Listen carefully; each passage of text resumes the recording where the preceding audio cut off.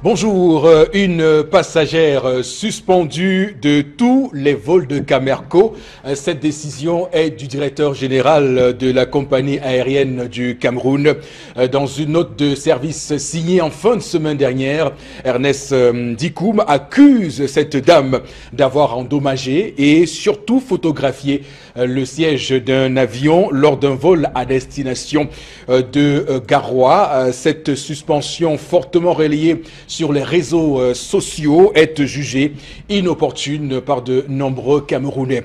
On parle également ce jour 30 avril 2018 de la Camerounaise des eaux qui va cesser ses activités et dès demain 1er mai à minuit, la Camwater devra absorber les activités de la défunte CDE, la Camerounaise des eaux, dans un contexte où les Camerounais se posent encore la question de la qualité de l'eau et des coupures intempestives qui sont de manière régulière et surtout traumatisantes. On parle également de l'homme d'affaires français Vincent Bolloré qui s'interroge et pose la question sérieusement de savoir: faut-il abandonner l'Afrique? Je rappelle qu'il a réagi hier dans le journal du dimanche. Première réaction suite à sa mise en examen pour corruption d'attribution et surtout dans une enquête sur les conditions d'attribution de concessions portuaires en Guinée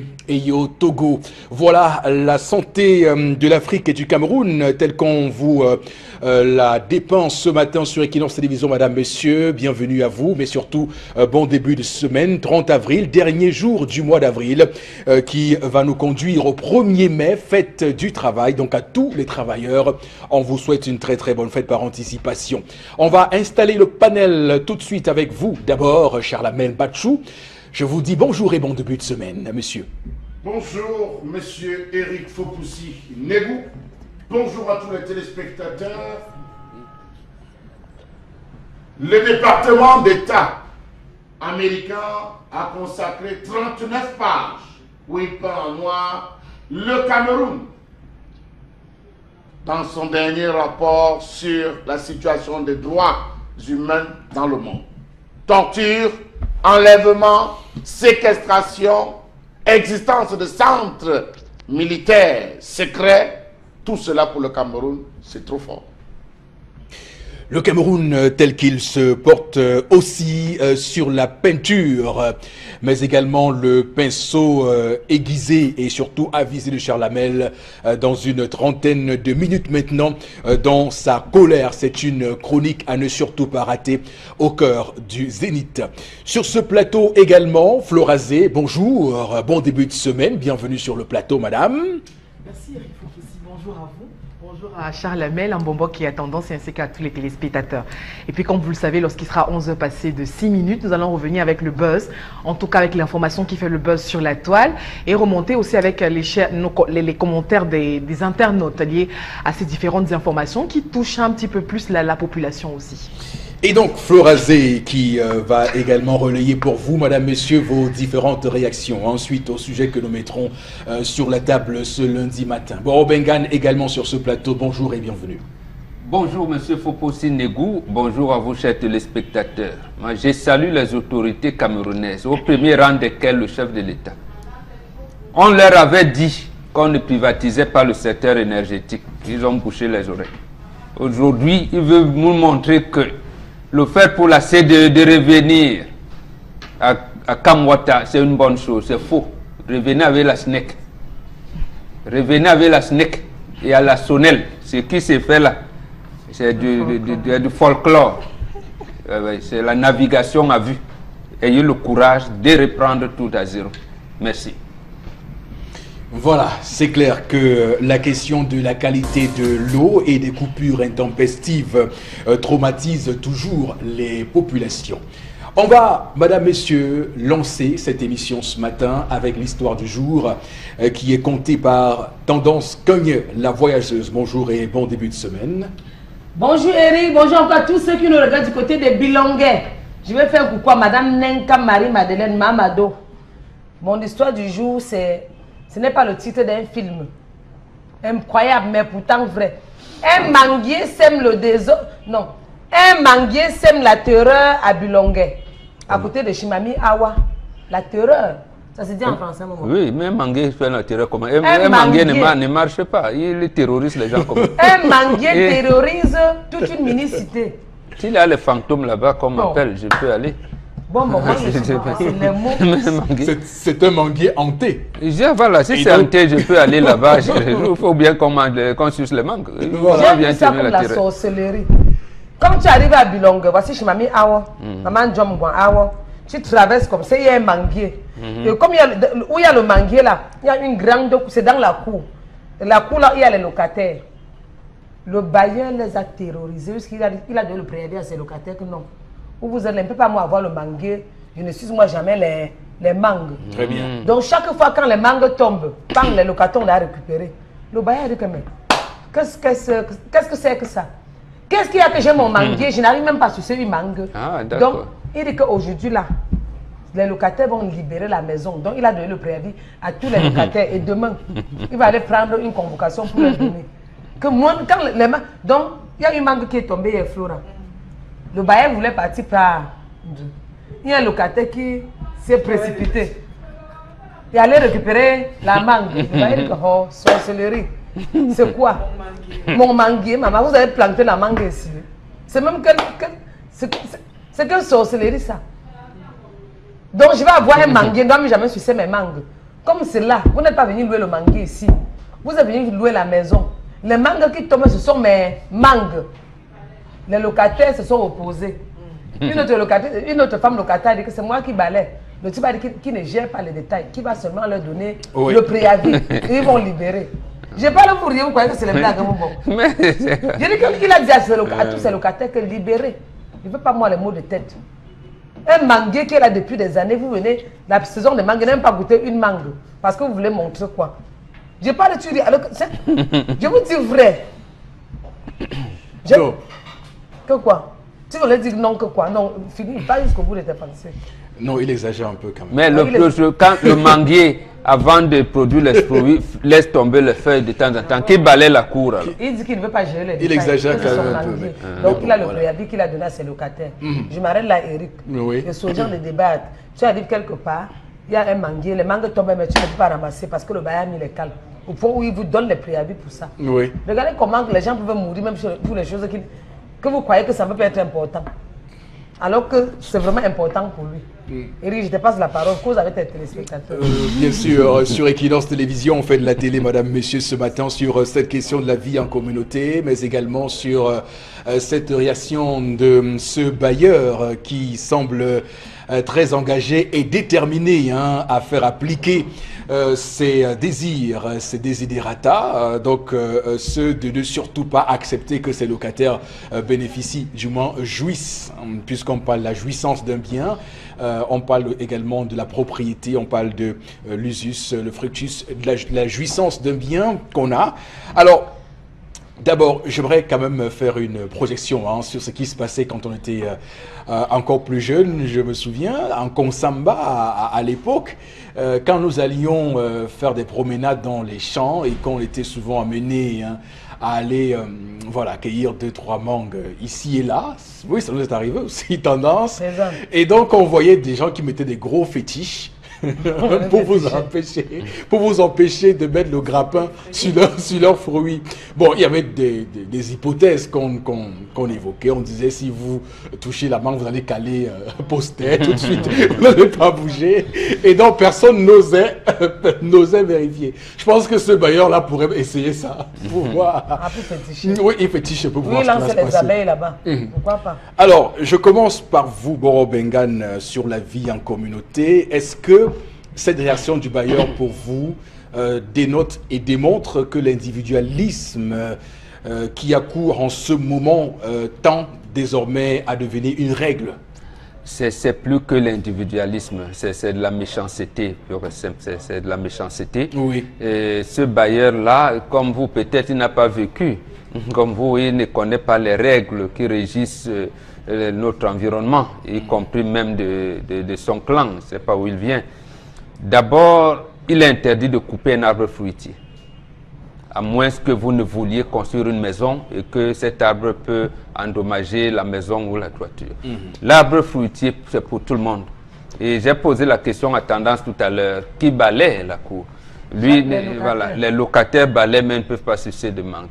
Je ne veux pas. Mais en fait, un arbre fruitier, ça appartient à quelqu'un parce que c'est son tout seul, mais en fait, c'est pour les enfants. Vous dites bien que nous tous, nous avons été maraudeurs à un moment donné de notre vie. Donc, et les enfants, il suffit juste de donner, d'établir un ordre. J'avais dit que non, peut-être on peut secouer le manguier de telle manière qu'on puisse partager et tout. Mais maintenant, quand une mangue tombe, c'est le premier à venir qui prend la mangue maintenant. Donc, et peut-être, comme il est le propriétaire, comme je vais vite pour donner, j'allais dire, des principes qui réglementaient ce genre de choses, et que c'est son manguier, les autres, on secoue, on se partage les mangues. Oui. Et c'est tout. Et il laisse la possibilité à tout le monde de le faire. Maintenant, je comprends aussi que les bailleurs, les locataires, peut-être ils sont dans une course contre la montre quand une mangue tombe. C'est précisément parce qu'il n'y a pas de règles établies que des choses comme ça. Voilà. Oui, oui, absolument. Que ce soit les prunes, les manguiers, tout ce que vous voulez, les arbres fruitiers qui sont dans la cour, appartient à un moment.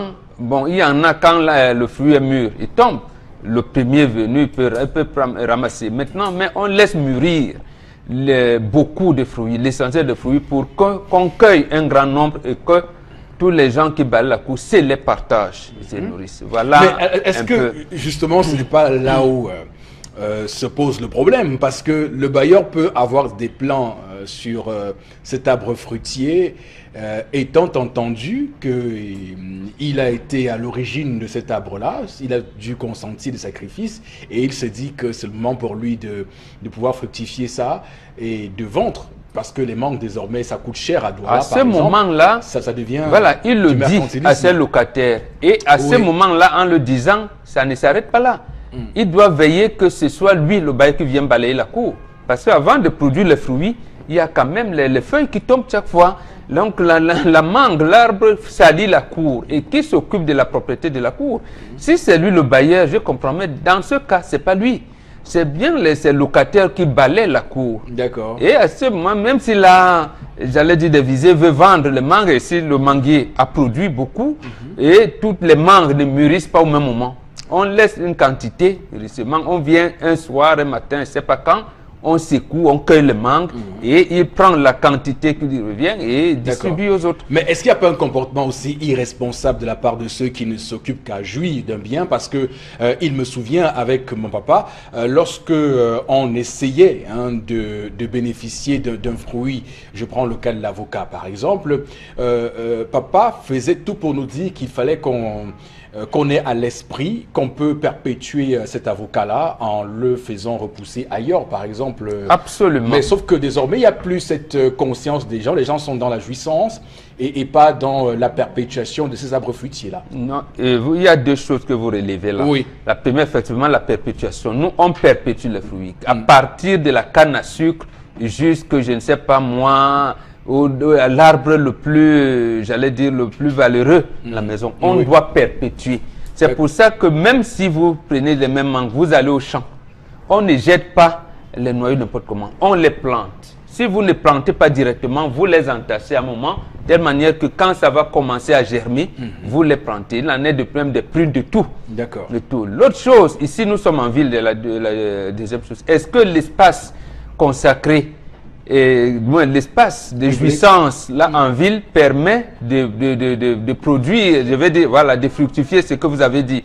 J'ai bien peur que non.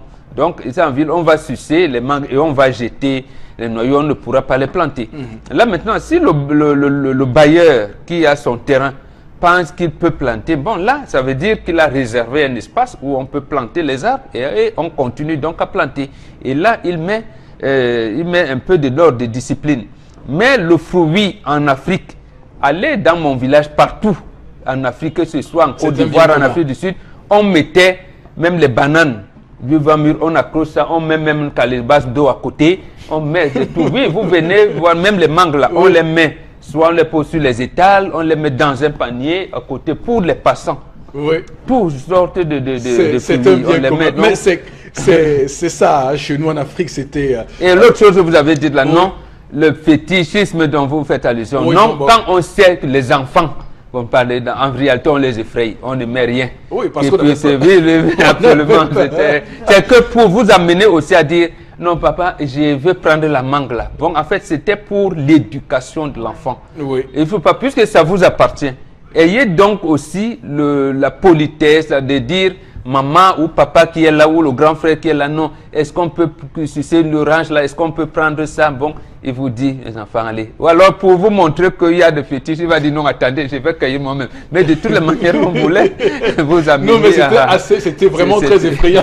C'était très effrayant. Mais là où Ouais. on sait qu'il y a les enfants qui iront prendre les fruits, il n'y a pas de fétiche. Il y a pas, parce que et je me rends compte qu'il n'y a plus beaucoup cette pratique aujourd'hui parce que en Konsamba par exemple, quand vous quittez du lycée Manengumba sur la route qui va à Léniège, il y a une intersection qui va au lycée technique là. Il y avait des arbres fruitiers, des manguiers partout là-bas qui tombaient. Nous quand on rentrait de l'école, nous allions nous servir sans aucun problème. Mais je vois, c'est plus vraiment ça. Mais les fétiches, c'est aussi bien, hein, parce que vous volez chez moi, c'est votre problème.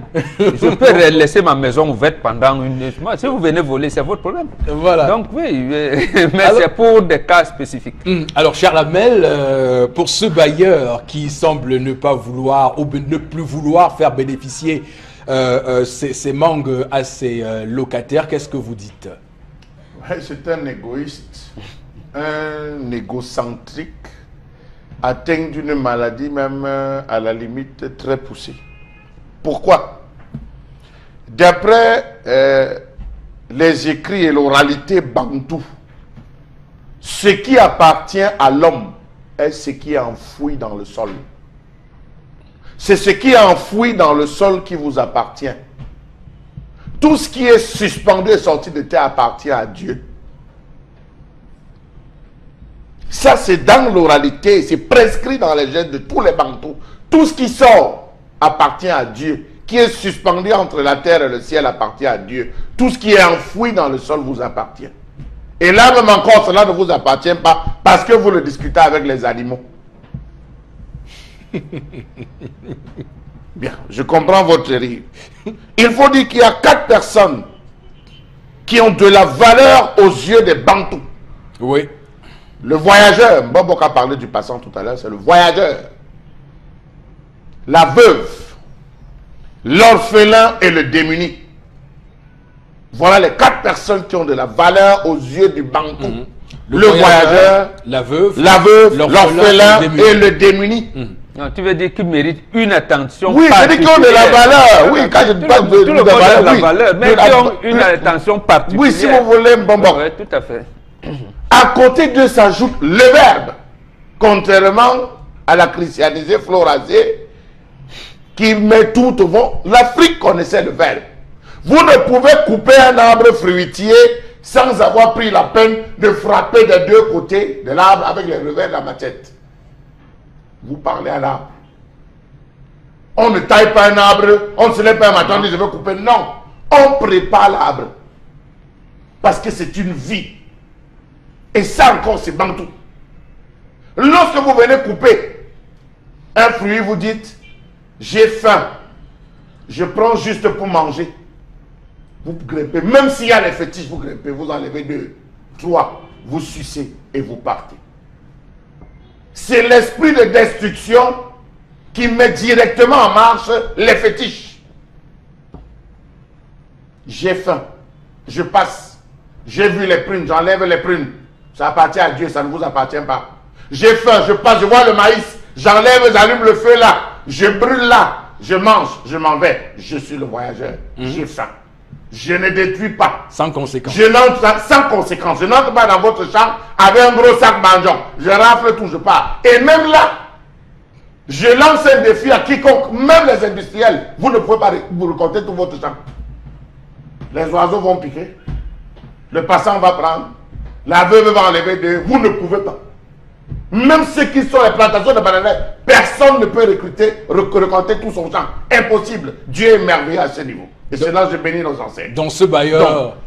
Oui, je développe pour que vous compreniez. Oui, non, on a compris. Dans ce bailleur-là, il est dans une forme d'action aussi inutile, par exemple. Absolument. Alors, Florazé, qu'est-ce que vous dites? Vous êtes locataire dans une bâtisse et il y a cet arbre fruitier dans votre cour.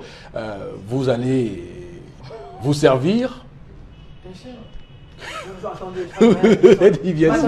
Absolument. Attendez, non. Je crois que le bailleur, non, il dérange.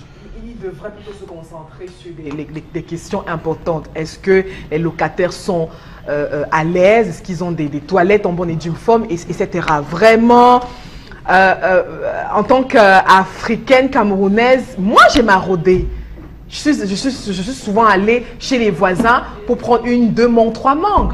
Donc ça arrive. Moi j'étais entourée des arbres fruitiers, avocatiers, bananiers, pruniers, manguiers. Je sais ce que c'est qu'un fruit. Alors qu'on soit justement dans ce type d'environnement et quand le bailleur n'est pas là, qu'est-ce qu'on fait?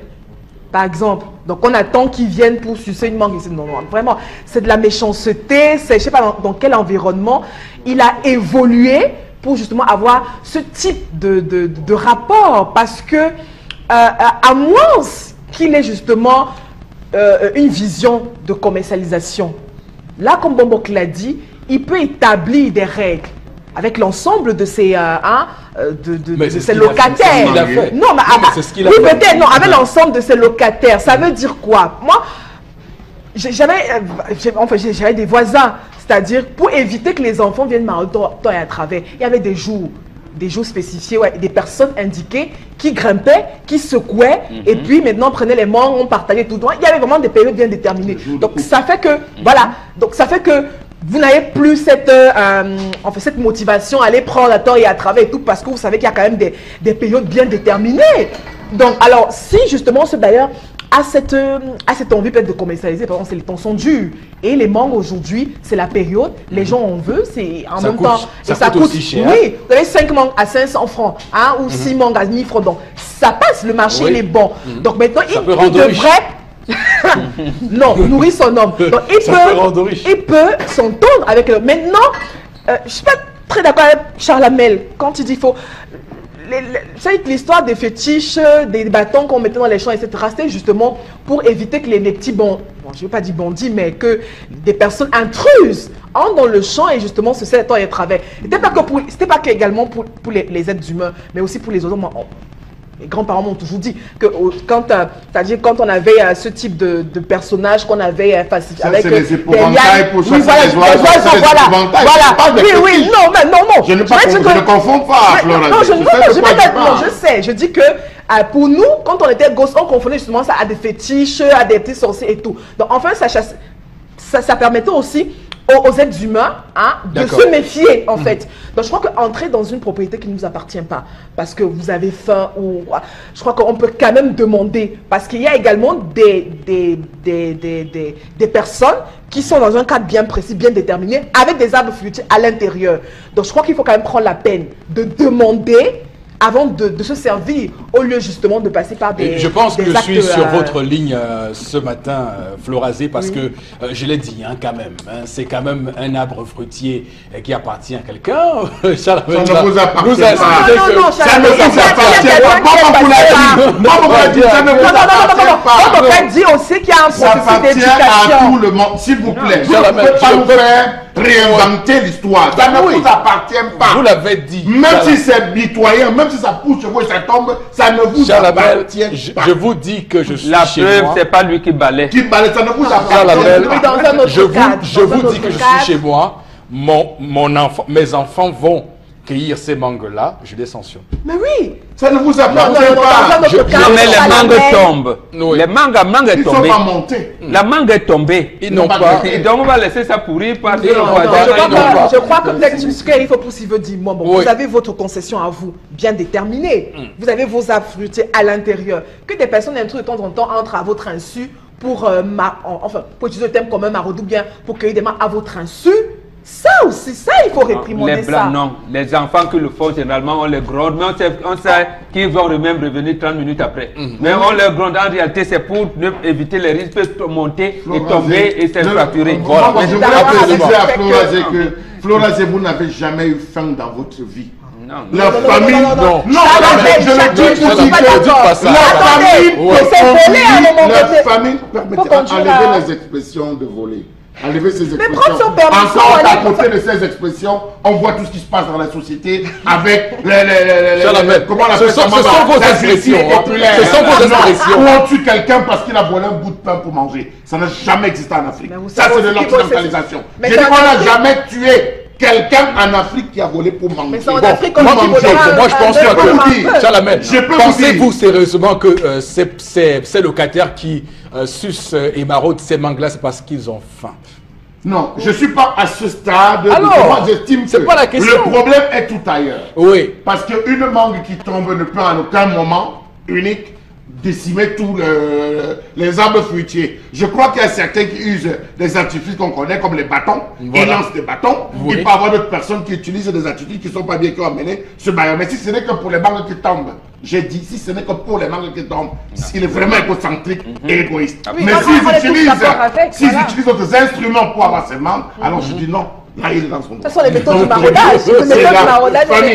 C'est la famine. Oui, dans les quartiers, nous, on a vu des gens qui passaient, toquaient à la barrière pour dire, s'il te plaît, coupe-moi simple, j'ai un bout de pain, je veux manger avec. Non, entre mon cueil, il va manger. Voilà. Ça, c'est ce que je dis. Donc, il y a d'autres zones, ça, c'est les maisons qui ont les barrières. Oui. Mais d'autres maisons, c'est ouvert. Vraiment, je vous assure, la famine pousse des gens à faire des choses dans les quartiers. Voilà, Chalamel, vous êtes le porte-parole ce matin des sans-voix. Et d'ailleurs, je vous en remercie pour ça. Alors, Tendance, qu'est-ce que tu as à dire à ce bailleur-là ce matin?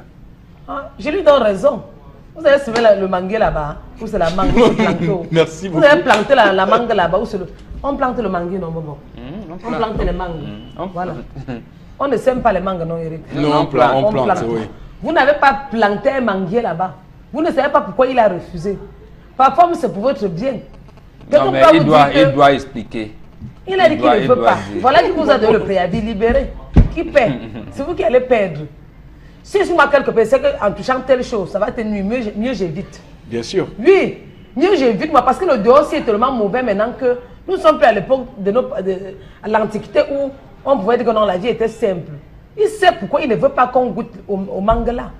Mais vous imposez, on va goûter, c'est nous qui balayons. Vous avez balayé, on a vu, non? On a donné le préavis à qui? À moi. C'est pas moi qu'on a donné le préavis. Maintenant, pour trouver une maison, c'est dur. Quand tu vas trouver la maison, on va te dire mais là, c'est le préavis qui donne. Non, mais c'est un abus. Je veux dire. Vous manquez le respect au bailleur. Ça, c'est un manque de respect. Ça ne repose sur aucun. Atteinte à sa personnalité. Vous ne voyez pas dire incompatibilité d'humeur. Peut-être. Oui, atteinte à sa personnalité. Oui. Un papa qui n'a pas besoin que vous touchiez à ses mangues et vous touchez. Et quand il veut parler, vous dites que c'est toi qui balayes par terre. Il n'a pas raison. S'il avait un jardin où il y a des cannes, peut-être que les gars allaient là-bas couper les cannes et de manière récurrente, là, il se serait énervé. Mais pour les mangues qui tombent, c'est quand même, il n'est pas un Africain. Le père de tuer même là, il n'a même pas encore goûté les premières mangues. Alors qu'il est manguier. Mais généralement, les gens... Pour ceux qui voyagent tendance, qui arrivent à Fokwankem, Fokwanke, à la montée, la colline là, Fokwanke, où il y a les bananes, où il y a les bananes, on ne vend pas ces bananes. Vous pouvez vous arrêter, vous avez faim, oui, je vous le dis, toute la zone, ceux qui voyagent dans l'ouest, alors de Fokwankem, on ne vend pas toutes les bananes comme les bonbons, qui sont accrochés, on ne les vend pas. Bien sûr. Arrêtez-vous, il y a les bananes cochons, il y a tout, mangez. Florazé, vous allez, pour nous, ce matin, nous rendre les SMS. Pourquoi vous me regardez de cette manière-là? Non, voilà, on y va. Il y a tellement de SMS. Il y a le bailleur, ce bailleur n'est... Allez-y. Ce bailleur n'est pas normal. Oui. Voilà, demander aux chasser les locataires juste à cause d'un manguier. Voilà. Une autre réaction, il veut chasser les gens à cause des manques, qu'ils ne dérangent pas les gens. Il y a des vrais problèmes dans la vie. Le bailleur n'a qu'à grigiter son manguier sous... puisque nous sommes en Afrique, à défaut du partage, il faut grigiter africainement. Oui. Le bailleur, pour enfin, pour consommer ces mangues, n'a qu'à les cueillir. C'est Hans Amarois qui réagit. Justement, puisqu'il peut monter à tout moment. Ouais.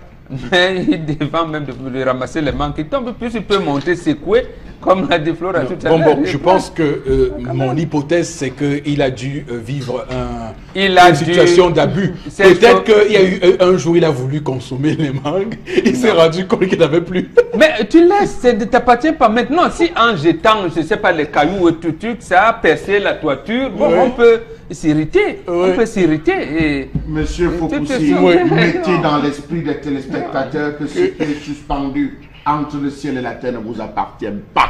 Ça appartient à Dieu. Vous ne pouvez pas sucer tous les mangues des manguiers. Quelles que soient les raisons évoquées, ce n'est pas possible. Dites-le leur qu'ils comprennent que c'est comme ça en Afrique. Même les papayers, vous ne pouvez pas. Voilà. Que le bailleur ait l'esprit de partage. C'est quoi son projet en refusant à ses locataires de sucer ses mangues? C'est Saouda qui réagit. Cette attitude n'est pas du tout recommandée.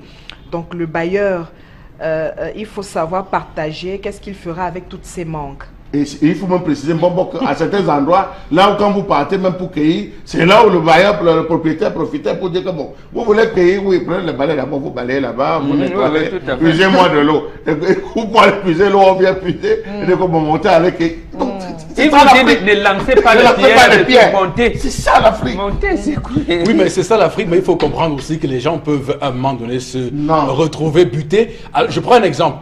Il y avait un voisin qui avait son prunier. Alors, vous savez que les prunes, souvent, ça noircit par séquence. Ouais. Et donc, chaque fois que 2, 3, 10 prunes noircissaient, alors les gars cueillaient. Alors, lui, chaque fois qu'il arrivait, il n'avait pas de prunes disponibles. Alors, à un moment donné, il s'est plaint naturellement, mais c'est pas possible. J'aime mon bien, je n'arrive pas à consommer parce que les gens sont plus rapides que moi sur le coup. Donc, ça peut arriver. Avec les avocats. Quand vous avez ce type d'attitude, vraiment, négocier, vous enlevez l'arbre fruitier pour vous rester en paix. Tant que c'est là. Même à Bonamou, ça dit Denver, dans les maisons de balais, les enfants passent pour lui, ils le font. Voilà. Ça dit un gars reste dehors, il sait comment il va lancer un bâton, il fait des crochets, il tire hors du portail. Mais non, là, c'est pas une attitude. Là, c'est du vol. Non, mais je vous dis, c'est la famille, c'est pas le vol. C'est pas le vol. C'était pas le vol. C'est pas du vol, ça. Non, pas du vol. D'abord, c'est pas de vol. Première raison, on ne construit pas avec des barrières chez nous. Voilà. Mais il y a des limites, non? Ils l'ont fait et nous ont dit qu'ils sont dans la déviance sociale. Oui. Même ceux qui sont là, ont leurs barrières toutes faites, la milliardaire et tout, sont dans la déviance sociale. Parce que un arbre fruitier qui est dans votre barrière, mon ami, comment vous allez faire donc pour amener votre solidarité avec les voisins? Parce que c'est ça la société, c'est la solidarité. Oui, et la solidarité, là où il y a arbre fruitier, il y a solidarité. Et on vous dit souvent, il y a un proverbe qui dit, on ne jette les cailloux que sur un arbre fruitier. Vraiment, on ne devrait pas construire avec les barrières. On ne jette les cailloux que sur un arbre fruitier. Bombok et Chalamel, vraiment, j'ai du mal à vous suivre. Je ne suis pas d'accord avec mais alors, vous voulez pas votre tradition? On vous met dans votre tradition qui vous met en relation directe avec Dieu, qui vous demande de faire du bien, de partager. Même dans son même dans sa concession bien délimitée, ça enlève en quoi votre partage, votre esprit de partage. Ça enlève. C'est lui, il a même des locataires qui balaient la cour, qui perdent ceci, et il leur dit ne sucez pas de mangue. Oui, vous trouvez ça normal? Non, on n'est pas normal. La tendance dit que c'est bon. La preuve, en tout cas, il faut marcher à son rythme. Non, si les enfants, en jetant les pierres, les cailloux, ils ont commencé à percer les toitures, on leur dit non, plus jamais. C'est pas bon. Laissez que ça tombe. Ou alors à un moment, comme vous avez dit, ça mûrit par séquence, on fait monter quelqu'un qui va secouer, on partage. Et lui prend une grande partie, s'il veut donc aller commercialiser. Alors, j'ai tout à l'heure, à l'entame de cet échange, dit clairement qu'on devrait mettre en perspective le droit de propriété, qui est un droit de l'homme, reconnu à tous et à chacun. Il sait comment la mangue a été créée. Il sait créer les droits de propriété. Vous savez comment la mangue fleurit. Vous faites comment pour que la mangue fleurisse? Non, mais c'est un droit de propriété. Non, c'est votre propriété. Ça ne vous appartient pas. Vous devez jouir de ce qui vous appartient. Je dis, ça ne vous appartient pas. Dès que c'est sorti, ça ne vous appartient. On vous dit même très loin, même l'enfant ne vous appartient pas. Or, c'est vous et votre femme qui avez donné l'enfant. cet enfant. Mais ce ne vous appartient pas, c'est l'enfant du monde. Merci beaucoup à vous, madame, monsieur, de rester sur Equinox Télévision. Merci de faire la télévision avec nous. Restez, ne bougez pas, surtout pas.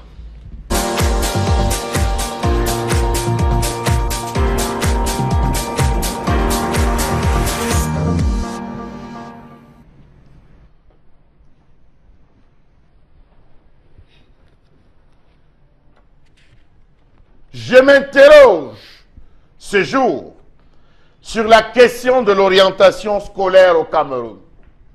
Qui oriente qui? Comment? Nous sommes au 3e trimestre que les enfants se posent la question de savoir où irai-je après mon baccalauréat? Si je passe le BPC, j'irai où? L'enfant de 5e est en train de réfléchir dans quel 4e on va l'orienter. À quoi donc nous sert la journée du 14 octobre dans ce pays?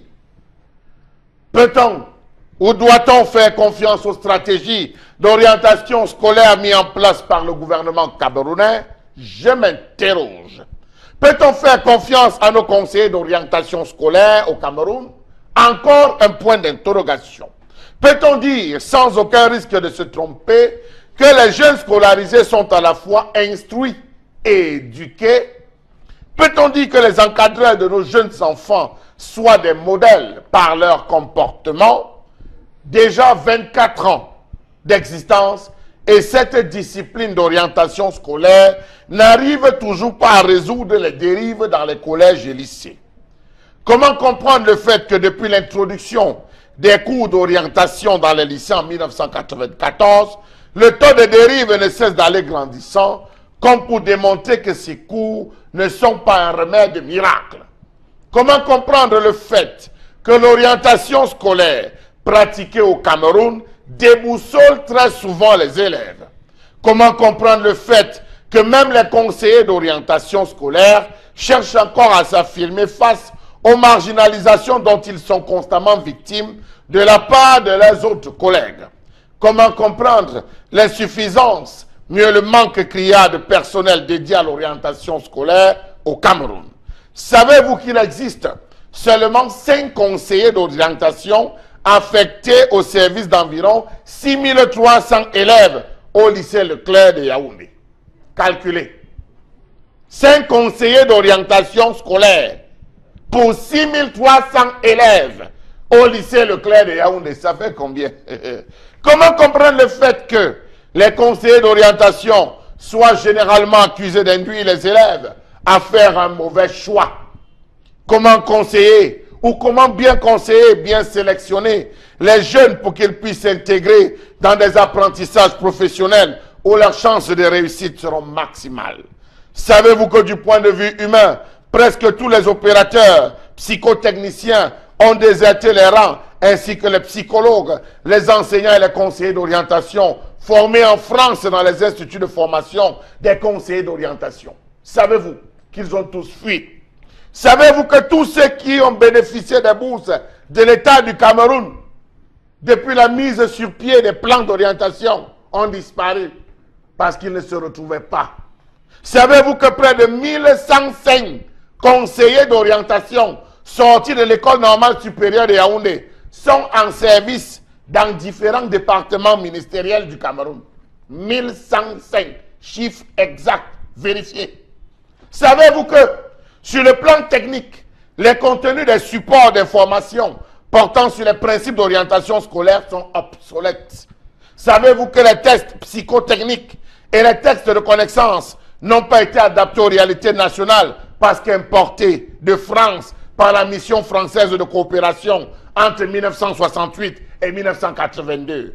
Que d'importation, même sur le plan de l'éducation et de l'orientation scolaire, comme si le vécu français est égal au vécu camerounais.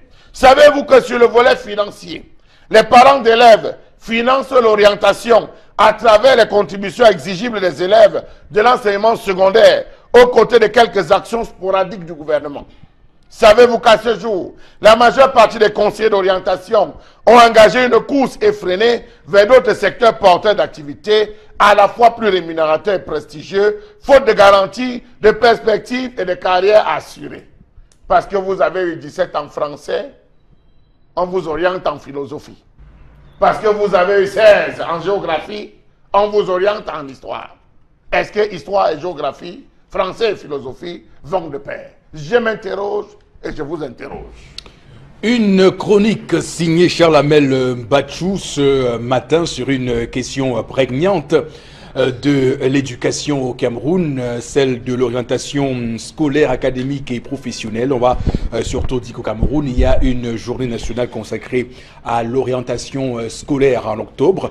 Donc on peut évidemment dire que cette thématique-là préoccupe au MINESEC, mais sauf que lorsqu'on regarde la réalité des faits, il y a des raisons de s'inquiéter et de s'interroger, mais également d'émettre des réserves et des limites assez fortes sur cette question, puisque comme on l'a toujours dit, il y a une absence criarde de ces conseillers d'orientation dans les écoles. Ils ne sont jamais là. Pour ceux qui n'ont pas été, comme vous l'avez dit Chalamel, employés dans les ministères au Cameroun, ils font plutôt leur business, puisque j'ai écouté un jour un témoignage hallucinant d'un Camerounais qui est allé faire le concours à l'école normale supérieure pour être conseiller d'orientation scolaire. Et il me dit, ma motivation, c'est que, comme c'est un métier qui n'est pas très prenant, j'aurai mon matricule et j'aurai le temps de faire mes affaires ici et là. Et je me suis dit, mais c'est pas possible. Donc, on a une fonction fictive au Cameroun en réalité. Il y a un qui fait le clando ici à quoi? Un conseil d'orientation, il a un taxi fait le clando ici. Il a l'établissement à quel moment? À l'établissement. Son établissement n'est pas loin. Voilà. Voilà. Donc, c'est une fonction fictive au Cameroun. Bon, Bengan, bon, d'abord, première question. Qui doit s'occuper de l'orientation scolaire de l'enfant? Là, je parle des acteurs. Et au regard de ce qui se passe, comment on pourrait améliorer tout ça en perspective avec les conséquences qu'on retrouve sur le terrain? Parce que on voit beaucoup d'enfants qui vont à l'école et qui se retrouvent demain perdus dans le monde de l'emploi. Non, c'est l'éducateur qui s'occupe de l'orientation scolaire de l'enfant. Et Charles Amel a parlé tout à l'heure des textes psychotechniques. Donc on regarde, on juge le cerveau, la capacité d'écoute de l'enfant, on juge ses capacités techniques à travers un test qu'il maîtrise bien. Et à partir de là, on oriente votre corps. C'est la même chose, disent-ils. Je ne m'y connais pas beaucoup, que ce qui se passe dans les milieux de football. On vous dira par exemple que François Oumambik a commencé comme libéraux. Il a fallu qu'un jour l'attaquant ne soit pas là, qu'on dise que non, tu as telle capacité, va jouer comme attaquant de pointe. Il a marqué 3 buts de la tête, il est resté attaquant jusqu'à sa mort. Et quelque part aussi, il était gardien de but. Donc, on vous dira que Thomas Nkono était un attaquant de pointe un jour, voilà. Donc, c'est de la même manière que ça devrait se passer à l'école. Surtout, le problème se pose dans le sous-système francophone. Dans le sous-système anglophone, le contenu des enseignements fait que on commence, on évolue, on évalue l'enfant au fur et à mesure qu'il passe ses classes. Par exemple, disent là-bas l'équivalent de la classe de 4e qu'ils appellent Form 3. L'enfant commence déjà à savoir est-ce qu'il sera, on l'oriente dans les disciplines littéraires. Là-bas encore, voilà, à l'orienter et à From 4, déjà on sait qu'il va faire science. Et là-dedans, il y a mathématiques, il y a. Et au fur et à mesure qu'il monte en classe, il se spécialise. Mais dans le sous-système francophone, je dis, ce sont des chômeurs déguisés. Et vous avez prononcé le mot, j'en connais aussi. J'en connais aussi. Bon, c'est vrai, je n'ai pas été long à l'école, mais là où je me suis arrêté, et de beaucoup de mes enfants... Vous faites de la modestie, bon, c'est quoi je disais qu'ils sont conseillers d'orientation, bon. Mais ils se me disaient, non, il faut qu'on ait la même matricule, et après on verra. Moi, je cherche seulement un matricule, après je verrai. Voilà. Il y en a un qui est commissaire de police aujourd'hui. Il dit, mais attends, j'ai dit que non, gars. Et tout d'un coup, là, je ne sais pas, après, j'ai eu une opportunité, je suis allé là-bas. J'ai dit, mais est-ce que toi, je n'ai même jamais travaillé. Donc, c'est ça. Donc, en fait, c'est des chômeurs déguisés. Donc, ce que vous décrivez là est effrayant, c'est effroyable. Donc, qui donc oriente nos enfants? Personne. On les a laissés à la merci. D'abord que l'école primaire et maternelle n'existe plus. On l'a privatisé, on a laissé ça. L'école secondaire, on est en train de... L'enseignement secondaire également est en train d'être privatisé. Et on vous dit, établissement Bombok, il ne doit pas ouvrir, mais j'ouvre. J'envoie même les enfants les examens. Je vais aller à l'établissement Mandanda qui peut présenter. Je dis non, gars, j'ai mes gars là qui vont faire le BPC. D'accord. Prendre les bancs. Et mon établissement est fermé, mais on laisse quand même. Et ils font quoi? Justement, les journées d'orientation scolaire. Quand vous venez là, vous n'avez pas évolué l'enfant pendant tout le parcours. Vous attendez un jour pour venir voir. Vous ne veux pas. L'enfant mérite un suivi. Et même ce qu'on fait aux enfants lorsqu'ils passent leur examen baccalauréat, j'allais dire, excusez-moi, je suis dur peut-être, mais c'est des conneries, ce qu'on fait à l'université. L'enfant passe son bac C, il ne sait pas quoi qu'il va faire. Il passe le bac A ou D, il ne sait pas ce qu'il va faire. Ce n'est pas en 2 jours là. Il vient à l'université de Douala, je ne sais pas où. On lui dit, viens, il conseiller d'orientation, journée porte ouverte, tu viens, tu dis, bon. Non, c'est des conneries. Oui. Donc, je dirais même que peut-être ça doit être une filière à fermer. Ça arrangerait monsieur le ministre Moutazé pour qu'il veut réduire les effectifs. Les effectifs et surtout les fonctionnaires fictifs. Alors, mais ce qu'il faut quand même dire, et je tiens à le dire, c'est pas tant la fonction qui est mauvaise. On voit comment ça fonctionne ailleurs. En France, par exemple, un système que j'ai eu l'occasion de voir, je vois que là-bas, les conseillers d'orientation ont une part importante dans le suivi des élèves. Alors, le Cameroun, j'ai toujours trouvé ça un peu curieux parce que Charles Hamel, c'est curieux. Le concours d'entrée à l'école normale pour les conseillers d'orientation, il laisse passer toutes sortes de licences. Moi, ça m'a toujours un peu, un peu intrigué. Non, là-bas, vous parlez, c'est pour comprendre, là-bas où vous citez, les mots ont un sens. D'accord. Chez nous, les mots n'ont pas de sens. N'ont pas le même sens. C'est tout dit. D'accord. Monsieur Eric Fopoussi, la pratique de l'orientation scolaire au Cameroun date de 1945. Elle a été intensifiée, il faut le préciser, par rapport au projet national de matérialisation des plans quinquennaux. Jusqu'en 1989, je le dis et j'insiste là-dessus. L'objectif était d'accompagner l'élève à faire les bons choix. Nous avons eu l'une des premières matérialisations, on a eu ce qu'on appelait les SAR et les SM. Oui, les SAR et les SM. Lorsqu'on voyait qu'un enfant, ça ne devait pas dire que madame orientez votre enfant en technique, votre enfant est bête. On pensait que le secteur technique c'était pour les bêtes, les rejetés, les fainéants de la société. Or, au niveau de la technique, même le gars qui faisait menuiserie devait encore faire appel à ces stratégies de calcul pour pouvoir sortir. Oui. C'est comme ça qu'on envoyait beaucoup d'enfants aller faire maçonnerie. C'est une incongruité pas possible. On envoyait beaucoup d'enfants aller faire maçonnerie.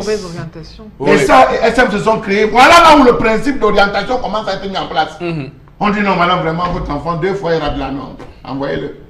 C'est comme ça qu'on dit l'esthétique. On commence à jeter les enfants dans les différentes rangs, aller se former. Voilà le premier loupé de l'orientation scolaire au Cameroun. Surtout nous qui avions la chance d'avoir notre certificat d'études primaires indigènes à 20 ans. Voilà, donc par rapport à ceux qui avaient à 11 ans. Vous êtes une modeste. Oui, on nous orientait la technique. Aujourd'hui, de tous ceux qui ont été formés de 1945, donc laissons même 89 à aujourd'hui, qui sont passés par les SAR et SM, montez-moi un seul menuisier industriel qui est sorti de cette école. Montrez-moi un seul entrepreneur qui est passé par ces différentes formations, ces circuits, qui a réussi à dire que je suis le fruit d'une SAR et SM. Nul et nul et nul. Un échec total. Lorsque vous voyez 6300 élèves au lycée Leclerc, ça c'est ce qu'on connaît. On ne connaît pas ce qui se passe d'autres élèves. Vous avez 5 conseillers. Ça fait 1260 élèves pour un conseiller. Il va conseiller donc qui? Quoi? Quand? Dans nos différents lycées, les bureaux des conseils d'orientation, c'est où? C'est les carabotes. Ils ne sont même pas connus. C'est les carabotes. Et parfois, ce n'est même pas connu. On va loger le gars là, à l'arrière de l'établissement. Les élèves ne savent même pas qu'il y a quelqu'un comme ça dans l'établissement. Oui, il faut le dire. Il faut le dire. Voilà, mais je veux surtout dire, Charles Hamel, parce que je tiens à insister dessus. Je pense qu'il y a aussi un problème de formation dans cette histoire, parce que comment un Camerounais qui a fait peut-être une licence en droit peut de manière légitime postuler un concours comme celui-là, où on doit vous évaluer sur la psychologie générale. Quand l'État lui-même, ayant sorti des gars de QV, recrute 1105 dans différents services, où bouge, c'est pourquoi. Donc c'est clair que c'est un réel problème. Non, en fait, avant que tu... il a parlé de 45, ça m'a ramené à justement cette orientation scolaire qui commence à cette époque a d'abord pour ambition que la femme camerounaise ne doit pas faire l'école. Celle qui pouvait aller niveau BPC, on lui disait sage femme, tu vas piger à Paris. Même celle qui a eu le bac, sciences expérimentales, on appelait sciences X, ou maths élémentaires, maths LM, on vous dit non, vous devenez sage-femme. Alors que le garçon, lui, va faire les études de médecine ou de pharmacie. La femme lui est interdite de faire ça. Je rappelle que le Cameroun, en ce moment-là, est sous administration française. Non, absolument, sous administration française. Or, chez les anglophones, vous voyez les filles, par exemple, Ndele, il a sa femme qui est avocate en 56. Vous vous rendez compte? Donc, il y en avait beaucoup comme ça. Donc, on a commencé à désorienter l'école à partir de ce moment-là. Vous allez même loin. Bon, prenons seulement les simples cours de maintenant. Les enfants, c'est classe de 5 ou classe 6. On apprend déjà à l'enfant comment préparer. Chez les anglophones. Je ne sais pas, on apprend déjà à l'enfant comment préparer. Mais regardez une fille, le cours moyen de... Alors, Florazé,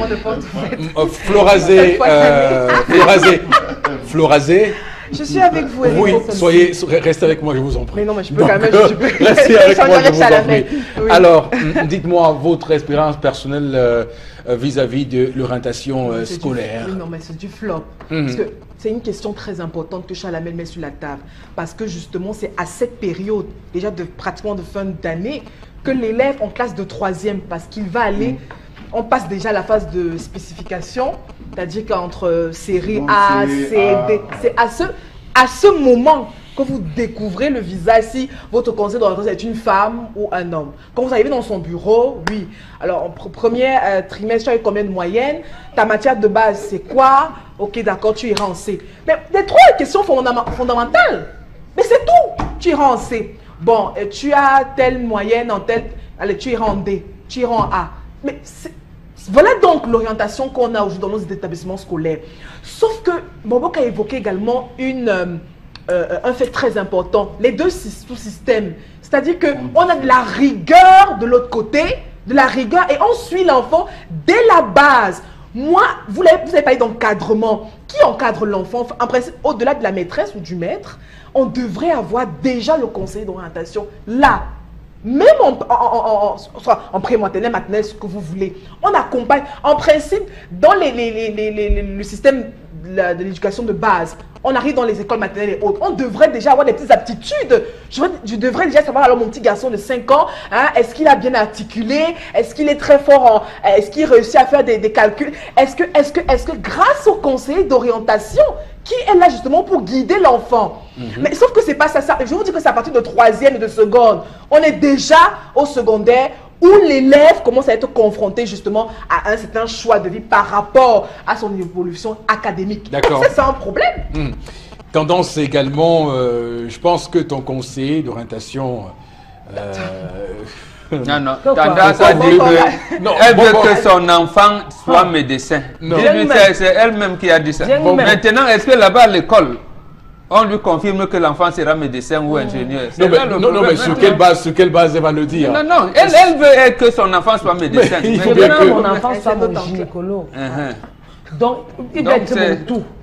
C'est à toi d'orienter donc tendance. Elle doit amener l'enfant où? C'est les parents d'abord. Donc, c'est les parents qui doivent d'abord orienter les enfants. Voilà. Étant petit. Son enfant doit être médecin. De la maternelle, tu orientes l'enfant. Du coup, tout à l'heure, je vous ai dit que je vous ai demandé sur ce plateau qui conseille, qui oriente alors les enfants. On m'avait dit personne. Les parents doivent d'abord commencer. Voilà. Nous, on a notre volonté. Je veux avoir un enfant ingénieur. On est guidé par les professionnels. Maintenant, est-ce que nous avons la latitude de... Non, je vous l'ai bien dit. Les parents doivent d'abord commencer avec leurs enfants. Apprendre d'abord le savoir-vivre avant qu'à l'école, ça continue. Et apprendre que l'enfant doit se réveiller le matin, dire bonjour papa, bonjour maman. Bon après-midi, maman. Maman, apprendre à dialoguer avec les enfants. Maintenant, et voir les encadreurs de l'enfant à l'école. Que, ouais, maman, mon enfant est fort en quelle matière? Dis-moi un peu comment l'enfant se comporte à l'école. Où il passe seulement son temps à dormir. Pour que je sache. Dis-moi si mon enfant est fort en maths ou en dessin. Dis-moi si mon enfant est fort en français ou en anglais. Pour que je sache comment le pistonner. Dis-moi si mon enfant joue avec les filles ou les garçons à l'école. Pour que je sache avec qui je fonctionne à la maison. Parce qu'il y a souvent des enfants qu'on accouche, les enfants serpents. Non, sans vous insulter mes amours. Tu accouches un enfant, il avait sa part de cœur. L'autre a le cœur noir, l'autre a le cœur rouge. C'est vrai. L'autre a le sang noir, l'autre a le sang rouge. Donc, un garçon qui joue trop avec les filles, c'est pas bon. Donc j'essaie de voir un peu, même ce que mon enfant peut devenir dans la vie. Parce que tu peux être en train de penser pour un enfant alors qu'il ne fait même pas. Donc tu ne fais même pas partie de ses plans. Tout ce que tu fais à l'école là, il s'en fout. Il veut peut-être être menuisier demain. Tu pars à l'école, je dis, je veux que tu sois mon docteur. Que j'ai mal à la tête, tu dis que maman, vois les chloroquines. Alors que non, ça ne rentre pas dans ses critères. Sa tête, c'est que non, soit il serait joueur professionnel, soit je vais être maçon, il va commencer à construire les maisons. Commençons à leur suivre minute by minute. Ne les abonnements pour les encadreurs. Parce que même ils ont aussi à faire. Voilà. Poser les questions, avoir le numéro de la maîtresse, appeler chaque fois pour dire que maman, pardon, dis-moi, ton enfant a mangé le goûter aujourd'hui. Est-ce qu'il a demandé le goûter de ses amis? Pour savoir aussi. L'enfant peut te dire, maman, il veut le pain au chocolat. Tu as acheté le pain au chocolat, arrivé à l'école, ce n'est pas ce qu'il veut manger. Il dit qu'il voulait que le pain pâté. Tu fais comment? Voilà, merci beaucoup à vous, madame, monsieur, de rester sur Equinox Télévision. C'est ici que nous mettons un terme à cette première heure de l'émission. Nous reviendrons, hein, rassurez-vous, dans un court instant pour la suite du Zénith. À tout de suite. Sur le plateau du Zénith, madame, monsieur, pour cette deuxième partie de l'émission qui va, comme vous le savez, nous conduire dans un court instant dans la revue des réseaux sociaux. Mais avant d'y arriver, voici quelques de vos réactions suite aux différents sujets que nous développons sur ce plateau avec vous, Florazé. Oui, Eric Fopoussi. Avec Francis à Souza, on salue toute la population de Souza. Ils pensent que certains parents exigent aujourd'hui que leurs enfants fassent séries scientifiques, même sans niveau requis. À qui la faute? Au conseil d'orientation, bien entendu. Absent. Il a envie de dire aux parents qui exigent. Est-ce que l'orientation de l'enfant commence lorsqu'il est en classe d'examen ou lorsqu'il se prépare à passer d'un cycle, ou ça commence dès le début de la première année en classe? Je pense que c'est à ce niveau. Début de la première année. Depuis la première année que l'orientation commence. Absolument. Il y a un suivi. Tous les, comment on appelle ça, tendance, ou c'est les livrets scolaires, ou je sais pas, qui doivent être remis au conseiller d'orientation pour chaque enfant. Non, il sait que l'enfant, si, voilà, je suis en termes de... Et il élabore des fiches aux enfants qui restent dans ces livrets. À partir de la 6e, en principe. Alors, avant, la technique était pour des bêtes, les vieux et surtout ceux qui ont de l'eau de masse musculaire. Oui, pour les ratés. L'odème de Tchan. Non, faut dire que ça, c'est ce que le colon nous a imposé. Hein. C'était pas ça notre... Et c'était une stratégie pour voilà. nous garder sous la coupole d'une dépendance. Comment une fille passe le bac au même moment que le garçon? On dit à la fille, non, toi, tu ne peux pas être médecin. Alors, interrogeons les SASM. C'est devenu quoi aujourd'hui? Tous ceux qui sont passés par les SAM, montrez-nous un produit. Des SASM qui aura réussi dans la société, montrez-nous un produit, on veut voir. Bonjour. Je n'en connais pas, Chalamel, je vous rassure. Il y a des enseignants qui ont fui leur mission pour venir se faire du beurre au ministère des domaines, du cadastre et des affaires foncières. Et au tourisme surtout, c'est là-bas au tourisme, ils y sont dans un contingent. Oui. Bisson Jean Paulin. 1105. Madame Nalova, 1105. Recherchez-les. Un conseiller d'orientation véritable doit avoir des habiletés de sociologue, de psychologue et même de psychiatre. Moi, j'ai fini le cycle secondaire sans jamais voir un conseiller d'orientation. C'est Cyril qui... C'est ce que je disais ici, Chalamel. Parce qu'il est impossible, et c'est même une honte pour ce pays, qu'on fasse un concours d'entrée à l'école normale supérieure pour les conseillers d'orientation et qu'on laisse tout le monde, toutes les licences avoir la possibilité d'y prendre part. Pour quel type d'évaluation? Et pourtant, qu'on fasse aussi pour le français, qu'on dise que, bon, ok, toutes les licences peuvent faire le français, je veux dire que cette fonction de conseiller est une fonction d'abord de psychologue.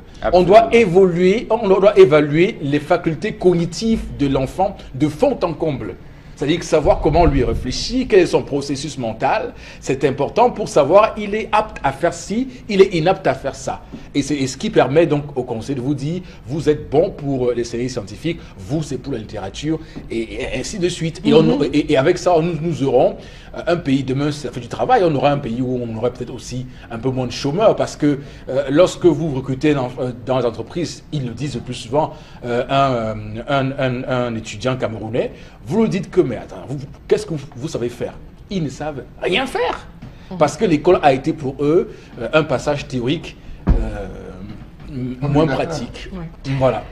Allez-y, Florazé. Oui, il y a M. Lin qui s'interroge, qui dit, est-ce qu'on est sûr que ces mangues sont vraiment des mangues? Bon, enfin, donc si le bailleur... Peut-être c'est son totem.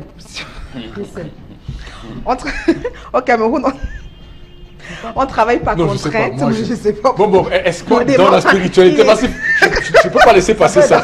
Je ne peux pas laisser passer ça.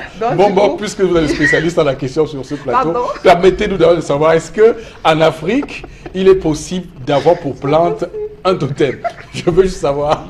J'ai jamais. Peut-être, ça peut être son totem. Non, moi je n'ai jamais entendu. Bon, je ne sais pas si les cher Charles Hamel, c'était possible d'avoir un totem qui soit une plante? Je ne sais pas là où il va chercher de telles réflexions. Non, maintenant, s'il garde des totems dans l'arbre, est-ce que c'est ça qu'il veut dire? Oui, c'est différent. Voilà. D'accord, ok. Enfin, du coup, ce qui se ressort fruit, est-ce que c'est consommable? Parce qu'en allant régulièrement sur ces arbres, on perturbe la quiétude des esprits. Des esprits qui sont là-bas. Pour reconnaître ce type d'arbre, dans le cas où on parle d'un arbre hanté, l'arbre généralement c'est divisé en deux. Il y a un côté qui est sec, qui a séché, et puis un autre qui... Bon, pour ceux qui ne reconnaissent donc pas ça, ce caractère... Il me souvient qu'il y avait un arbre, je ne sais pas, c'était une légende de raconter qu'il y avait un arbre dans un champ où quand on frappait la machette... L'arbre criait. Non, le sang coulait. Bon, je ne sais pas si c'est vrai, mais il y a quand même des légendes urbaines comme ça qui existent ici et là. Ça part du mythe, d'une histoire qui est racontée que toute personne qui décède revient sous la forme, la réincarnation, le principe de réincarnation.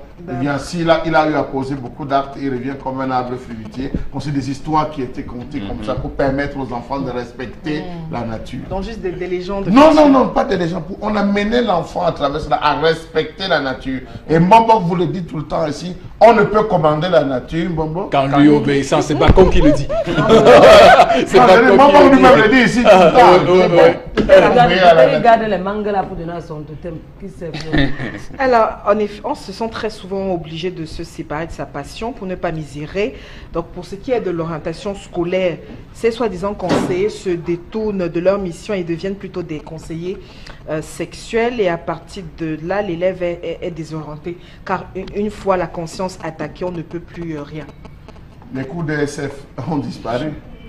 Les cours d'éducation, on appelait ça éducation sociale et familiale, ont disparu. Donc je crois que c'est plutôt on a légué tout ça aux conseillers d'orientation. Il y a Lorraine qui dit qu'elle... Enfin, moi je pense que c'était... Bon, vous dites ESF, mais je connais EM. C'est quoi EM? Éducation quoi? Éducation ménagère. Nous on était éducation sociale et familiale. EM, oui, éducation. Je ne compte pas le nombre de guides qu'on m'avait piqué à l'époque là. Il fallait voler le dé de ma mère à des moments. Je prenais le dé de ma mère pour empêcher mon... Il fallait broder aussi. Il fallait faire des... Points de croix. On a fait le point de croix. Bon, je me rappelle de faire le point de croix encore. Point de chaînette.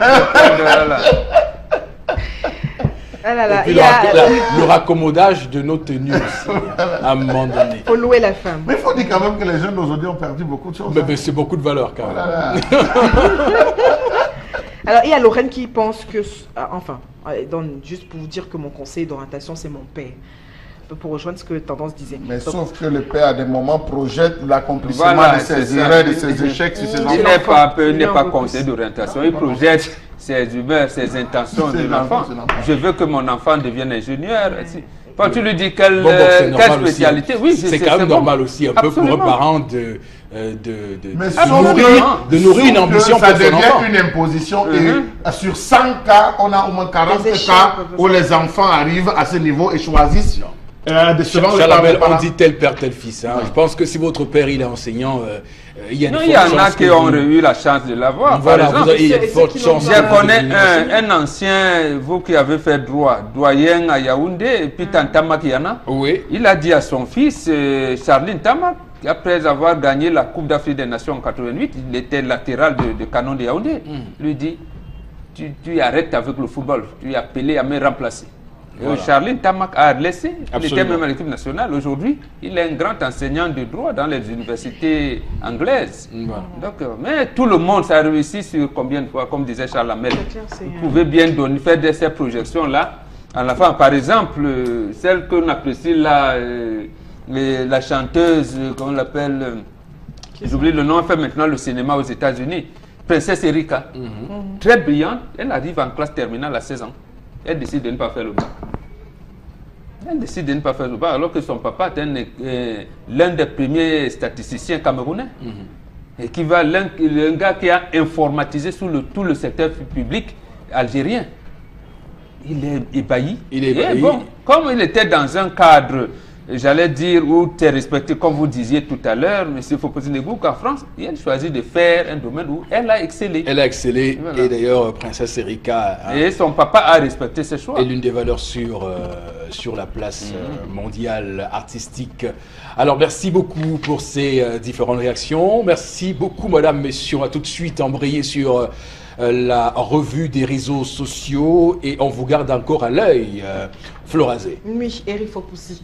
Deux informations pour ce lundi. Alors la toute première, on reste au Sénat et puis vous vous souvenez qu'on est en pleine attente, en tout cas de la publication des résultats officiels des commissions en charge de la validation justement des mandats et de vérification des incompatibilités qui restent toujours attendues et même que sur la toile. Donc on a donc cette information du type Victor Moukete donc, qui démissionnerait de son poste de PCA de la capitale pour conserver justement son statut de sénateur et devra aussi, on rappelle que cette publication des résultats officiels de cette commission devra donc lever aussi le cas des autres cumulards qui sont entre autres Charles Salé, on se rappelle d'Aboubakari Abdoulaye, de René Zenguele.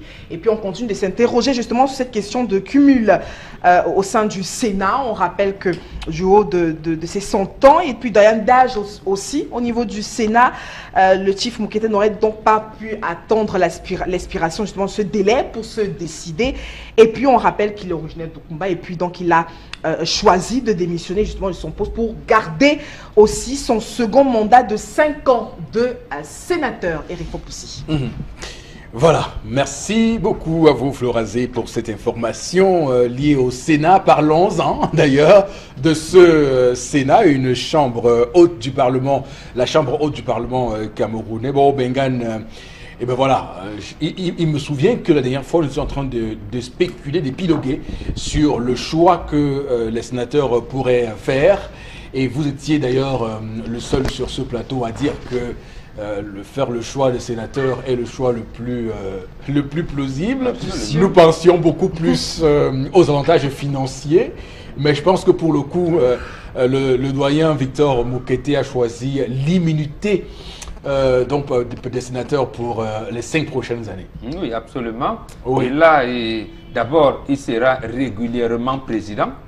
Pendant à chaque ouverture de la législature, personne ne viendra là lui ravir la vedette sur son âge, il restera le plus âgé. Oui. Donc, là, et en plus, le traitement, les émoluments, et à cet âge-là, avec ce qu'il a comme activité économique, et comme fortune quand même, aussi, voilà. des plus grandes fortunes du Cameroun. Je pense qu'un homme comme lui, il veut les honneurs. Ce n'est même pas par rapport à il veut les honneurs et il restera au Sénat. Maintenant, il y a un cas qui m'embarrasse. Il y a un DGA de l'entreprise Côte-Co qui, lui, il disait que ça ne le concernait pas. moi je pense qu'il a un peu raison, parce que pendant longtemps, si vous parlez de la chambre basse, un ancien député a été resté pendant longtemps PCA de Camraï. Or, l'État du Cameroun est actionnaire à Camraï.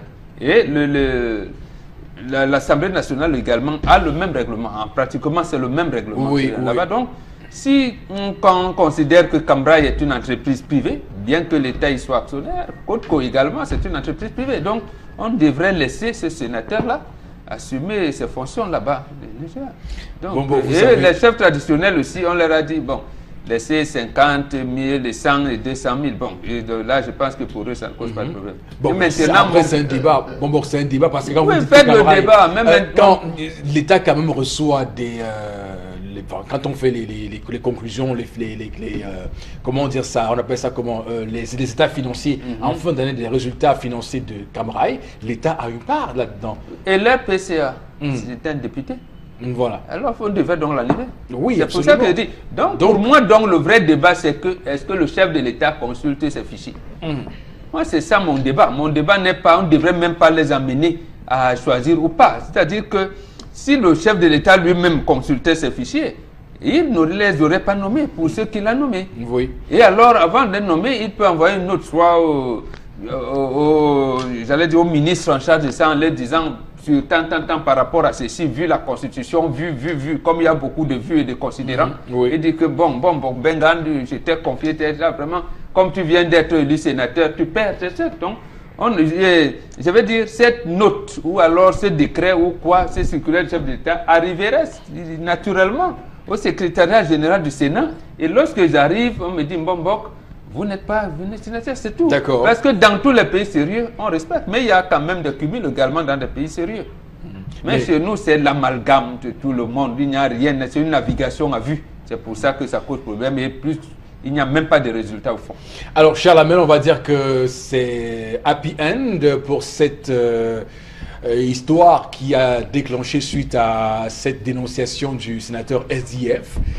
Et donc, les sénateurs qui sont contraints désormais de choisir, et là, on a quelques-uns qui ont choisi clairement de garder leur fonction de sénateur. Monsieur Eric Foposi-Negou, moi, je ne suis pas des Camerounais qui, lorsqu'ils se plaignent, on lâche un peu, le laisse là et on arrête. Non.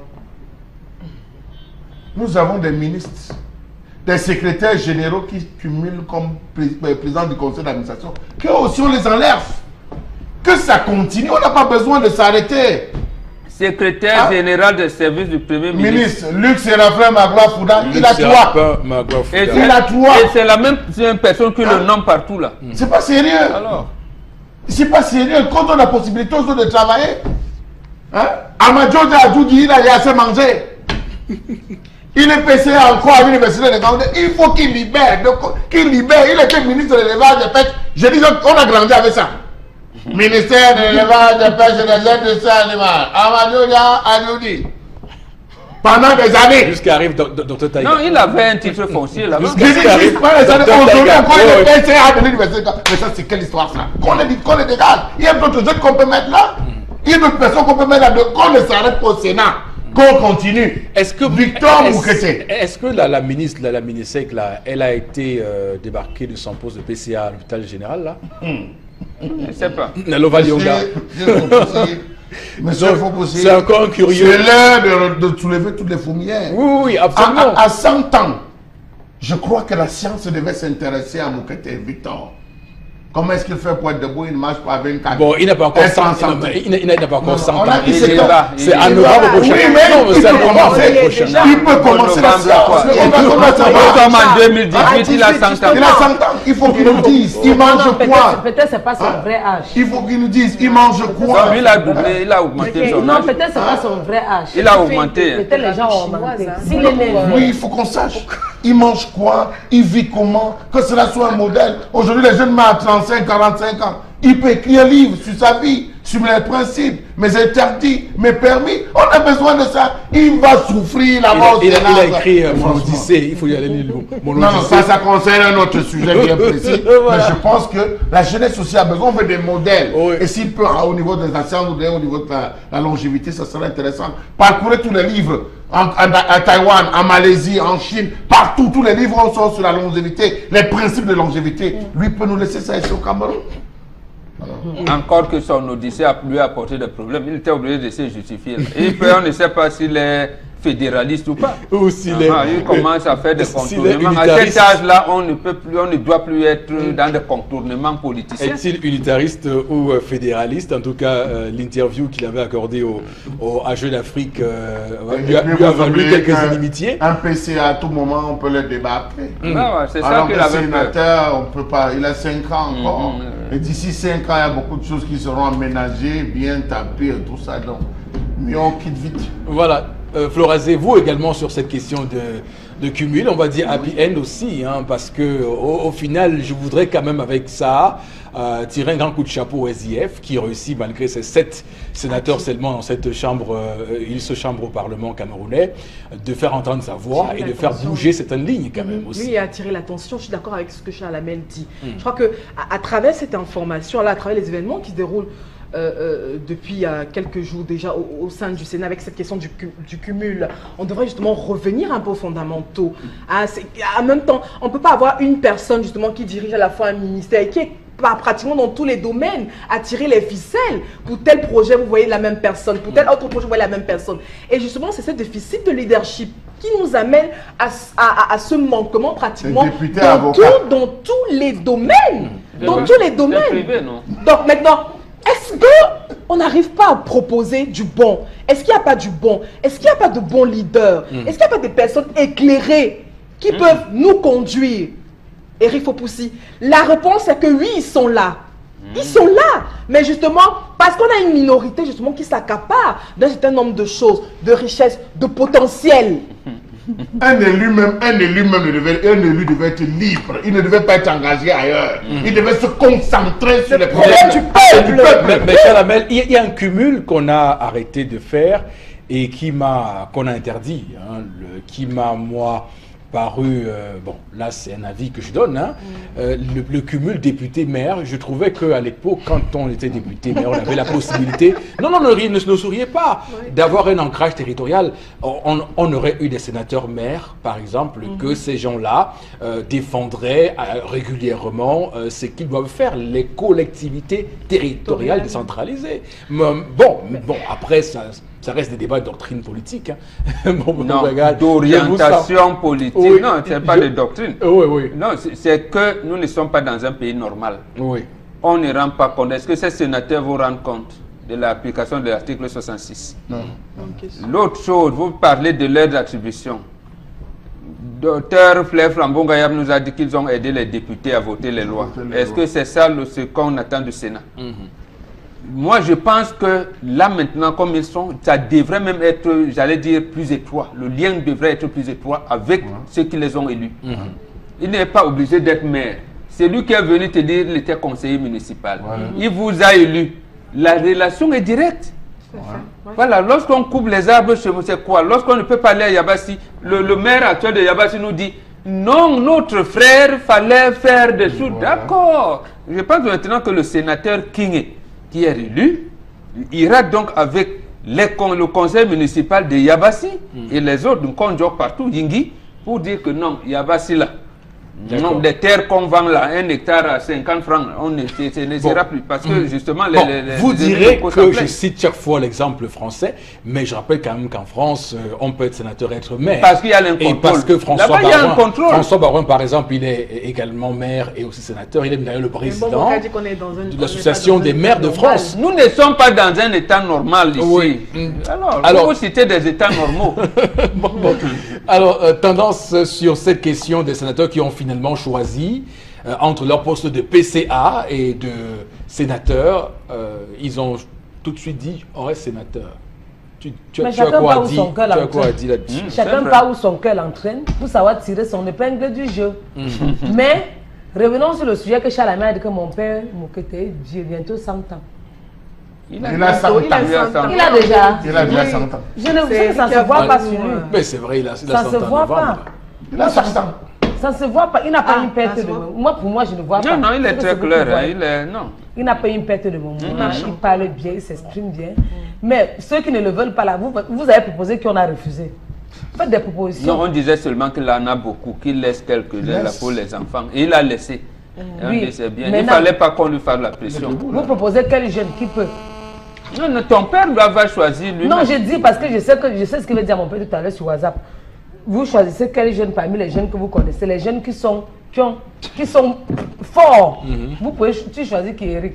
De tous les jeunes au Cameroun que tu connais qui peuvent. Moi, je peux. Je vais aider ton père à me donner un statut à Cantel. Pourquoi on va chercher loin? Moi, je peux. Bon, il y a quelqu'un qui attend depuis d'être nommé par son... Pas les bavardologues par son parrain, Pascal, mais vous avez lu dans ma pensée. Moi aussi, je n'ai pas voulu prononcer le nom. Pascal Messagagne Il est déjà disqualifié depuis. Ah bon? Pascal Messagagne Ce n'est pas moi qui l'a dit. Hein. Non, juste parce que, au moins pour une récompense, parce qu'il se bat bien pour expliquer l'inexplicable sur le régime en place. On ne peut pas le dire, mais il a été disqualifié. Lui-même le sait. D'accord. Alors, Florazé, l'autre information de cette matinée, je vous en prie. Tout à fait. Plus de... chiffre de cette journée, en tout cas 27 000, plus de 27 000 armes qui circulent illégalement dans ce pays. En tout cas, ce rapport qui a donc été fait par le MINAT. Et puis avec moins aussi de 3 800 autorisations accordées aux individus. Alors, je vous rappelle que le ministre Paul Atanga dit, donc, évoquant des proportions inquiétantes du phénomène, justement, qui représente désormais une réelle menace à l'ordre public. On se rappelle que le 5 avril dernier, il avait annoncé par voie, par communiqué de presse, l'interdiction jusqu'à nouvel ordre de la vente des armes de chasse et de protection, ainsi que justement des munitions pour les régions de la Damawa. On est dans le centre, le littoral, l'ouest, le nord-ouest et le sud-ouest.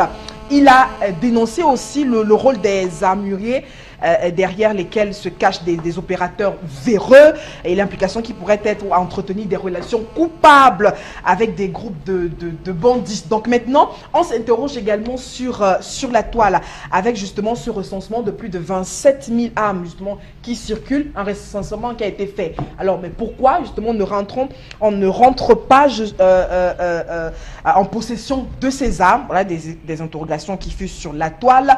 Et également, on s'interroge aussi sur cette dénonciation, et puis on rappelle que les armureries dans pratiquement toutes les régions ciblées doivent être fermées jusqu'à nouvel ordre. Et bien sûr, on continue de rappeler à travers cette information que lesquels opérateurs véreux qui seraient donc en complicité justement avec ce port d'armes, les ports d'armes de façon illégale et aussi des ventes de munitions illégales seront très vite réprimandés selon la loi en vigueur. Très bien. Le ministre des élections, comme il l'a lui-même d'ailleurs dit, ou si vous voulez le ministre de l'administration territoriale Paul Atanga Nji, donc qui donne l'impression de beaucoup travailler. Il est sur plusieurs dossiers. Je remarque déjà que sur la question des armes, comme vous l'avez d'ailleurs signalé, Florazé, c'est la énième fois qu'il prend en main ce dossier des armes à feu. Ça veut dire que pour lui, c'est un segment stratégique de son travail dans son ministère et dans l'envie qu'il a de propulser le Cameroun dans un contexte de sécurité toute, puisqu'on parle de sécurité toute, c'est Monsieur Sécurité du Cameroun, comme on le sait, parce qu'étant secrétaire permanent du Conseil national de la sécurité du Cameroun, donc c'est Monsieur Sécurité. D'abord, on a le sentiment que sur ce dossier-là, il est très présent et il montre qu'il maîtrise bien cette partie de son job description. Maîtriser bien, je ne sais pas, mais je me pose des questions. Maintenant, l'engagement, oui, je soutiens la politique parce qu'en fait, dans un pays normal, on doit contrôler la circulation des armes. Mais là où je m'interroge, c'est que Flora nous a dit, apparemment, il y aurait 3800 autorisations et 27 000 armes en circulation. Et comme on sait que c'est clandestin, on ne sait pas. Il n'y a pas de fichier. Comment on fait pour avoir ces statistiques? Donc, tu as dit 27 000, et ça veut dire qu'en fait, si on enlève les armes autorisées, il reste 24. Voilà. Non, vous avez combien? Vous avez 130 000. On a 3800. 3800 autorisés. Moi, ça fait, on a 24 000, non? Voilà. Ou 23 200. 23 200. Oui. Voilà. Il fait comment pour avoir les statistiques des armes qui entrent de manière frauduleuse? Ça veut dire que les gens qui importent ces armes, alors que les gens en circulation, il les connaît? Bon, je n'en sais rien. Moi, je m'interroge. Et ça pose... C'est une question technique des statisticiens. Hein. Voilà, mais attends, même les statisticiens ne peuvent pas. Mbombo a une arme autorisée, qui détient de manière autorisée. Il en a 5 qu'il a reçues de manière illégale. Si je ne fais pas de déclaration, les statisticiens auront ça comment? Ils ne peuvent pas. Moi, c'est ça mon problème. C'est moi-même qui devrais dire au préfet de la localité que non, comme j'ai une autorisation là, j'étais moi-même au Nigeria, j'ai acheté 2 armes là parce que les hérissons là me dérangent trop dans mon champ. Et de temps en temps, j'ai besoin de singes. Bon. Et mon papa qui est de l'autre côté doit en avoir des. Donc j'ai acheté dans le marché noir la 5. Mais avec moi, voilà. Ils ne peuvent pas. Là, j'ai dit, on veut peut-être assurer les populations sur des mesures de sécurité qui arrivent. Mais l'autre volet également, est-ce que l'État du Cameroun veut faire des milices? On vous dira non. Bon, j'ai bien envie de croire. Mais qu'est-ce que... Parce que de plus en plus, on parle de l'universalité de la défense. On associe les populations dans la défense nationale. De quelle manière? Je n'en sais rien. Donc, moi, c'est des interrogations que j'ai. Mais l'idée est bonne. Il faudrait pouvoir contrôler la sécurité des citoyens. Oui, et c'est d'ailleurs pour ça que les policiers y vont. Ils vont dans les formations, les militaires, les gendarmes aussi. Voilà, il montre bien, hein, Paul Tangandji, qu'il est très alerte sur des questions de sécurité. Donc, c'est clair qu'il a pris un virage sécurité toute. Charles Hamel, sur cette question avec Paul Tangandji. Monsieur Eric Foposi-Nego, je m'interroge. Le Cameroun a connu des périodes, entre guillemets, qui ont laissé les Camerounais sur leur faim. Étant donné qu'on est dans un pays où on ouvre les enquêtes, jamais on ne les ferme. Nous avons eu les explosions, entre guillemets, des soutes à munitions au quartier général. Quelles ont été les conclusions de ce rapport? Voulait-on masquer? Adressé à la présidente de la République. Voulait-on cacher? Y a-t-il eu explosion? Y a-t-il eu détournement? Point d'interrogation. Nous avons eu le même cas à Maroua. Si je me trompe pas, Maroua, ou Garoua, quelque chose comme ça, où il y avait toujours les soutes qui avaient explosé. Que cherchait-on? Les conclusions, les rapports, comment ça s'est retrouvé? Les armes qu'on a récupérées avec Boko Haram, comment c'est rentré? Les enquêtes qui ont été menées, quels ont été les rapports? Posons-nous les questions. Nous avons le nord, le NOZO, ce qu'on appelle le NOZO, nord-ouest et south-ouest. Les armes qu'on a eu à récupérer. Alors je me rappelle, c'était à quel niveau? La Bello, c'était Bello, bon. Là où les gars avaient hissé le drapeau, on a monté tout un tas d'armes que les gars ont récupérées. C'était quel type d'armes, de quel type de fabrication? Était-ce camerounais, c'était des armes de chasse? Tout ça, il faut qu'on rende compte aux Camerounais. Est-ce que ce sont des armes de chasse? Est-ce que c'est vrai que c'est délicat, mais ça nous amène à nous poser des questions. Et je pense que Mbombo a fait tout fait de dire que 23 200, ça met des interrogations.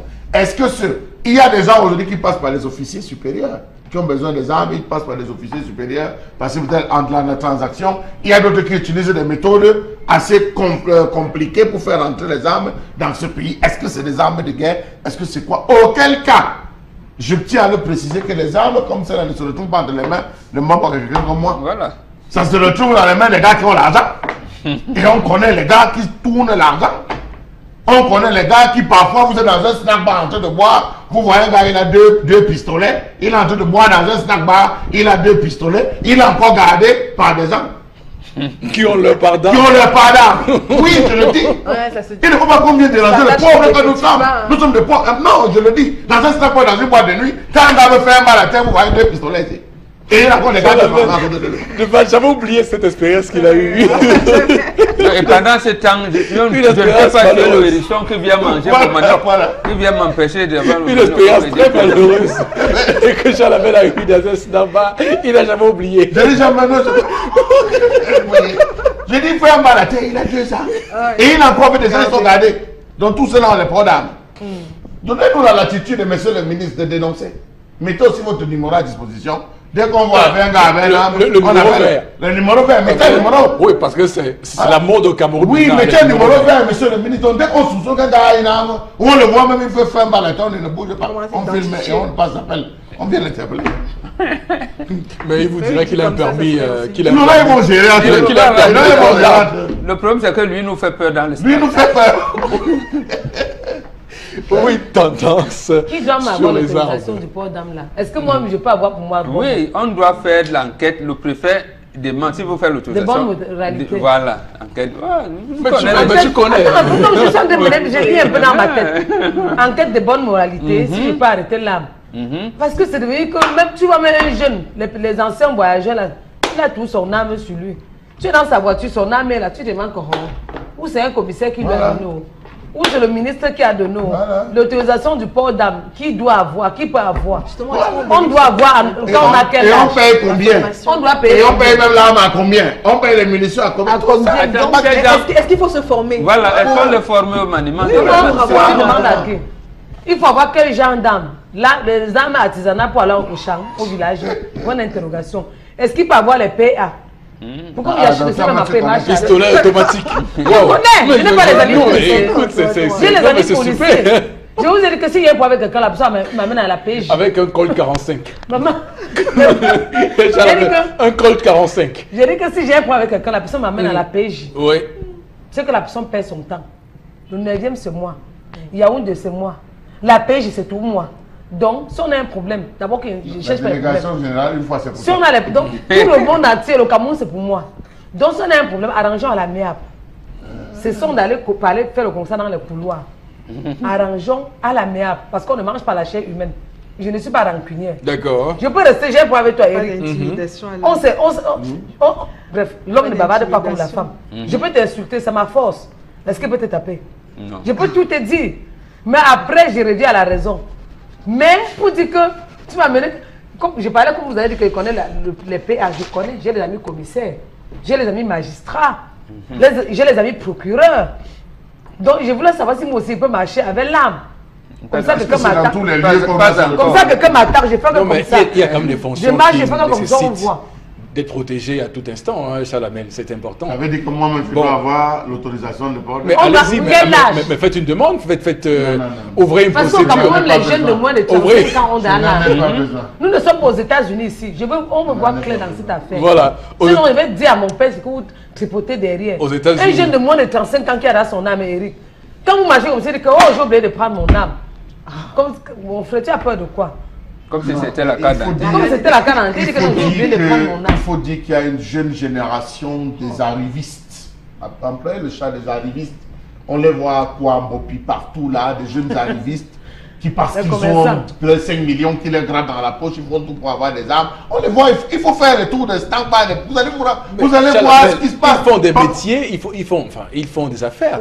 Mais quel type d'affaires? Ils font des affaires et vous savez dans les affaires, c'est pas tout le monde qui vous aime, hein, attention.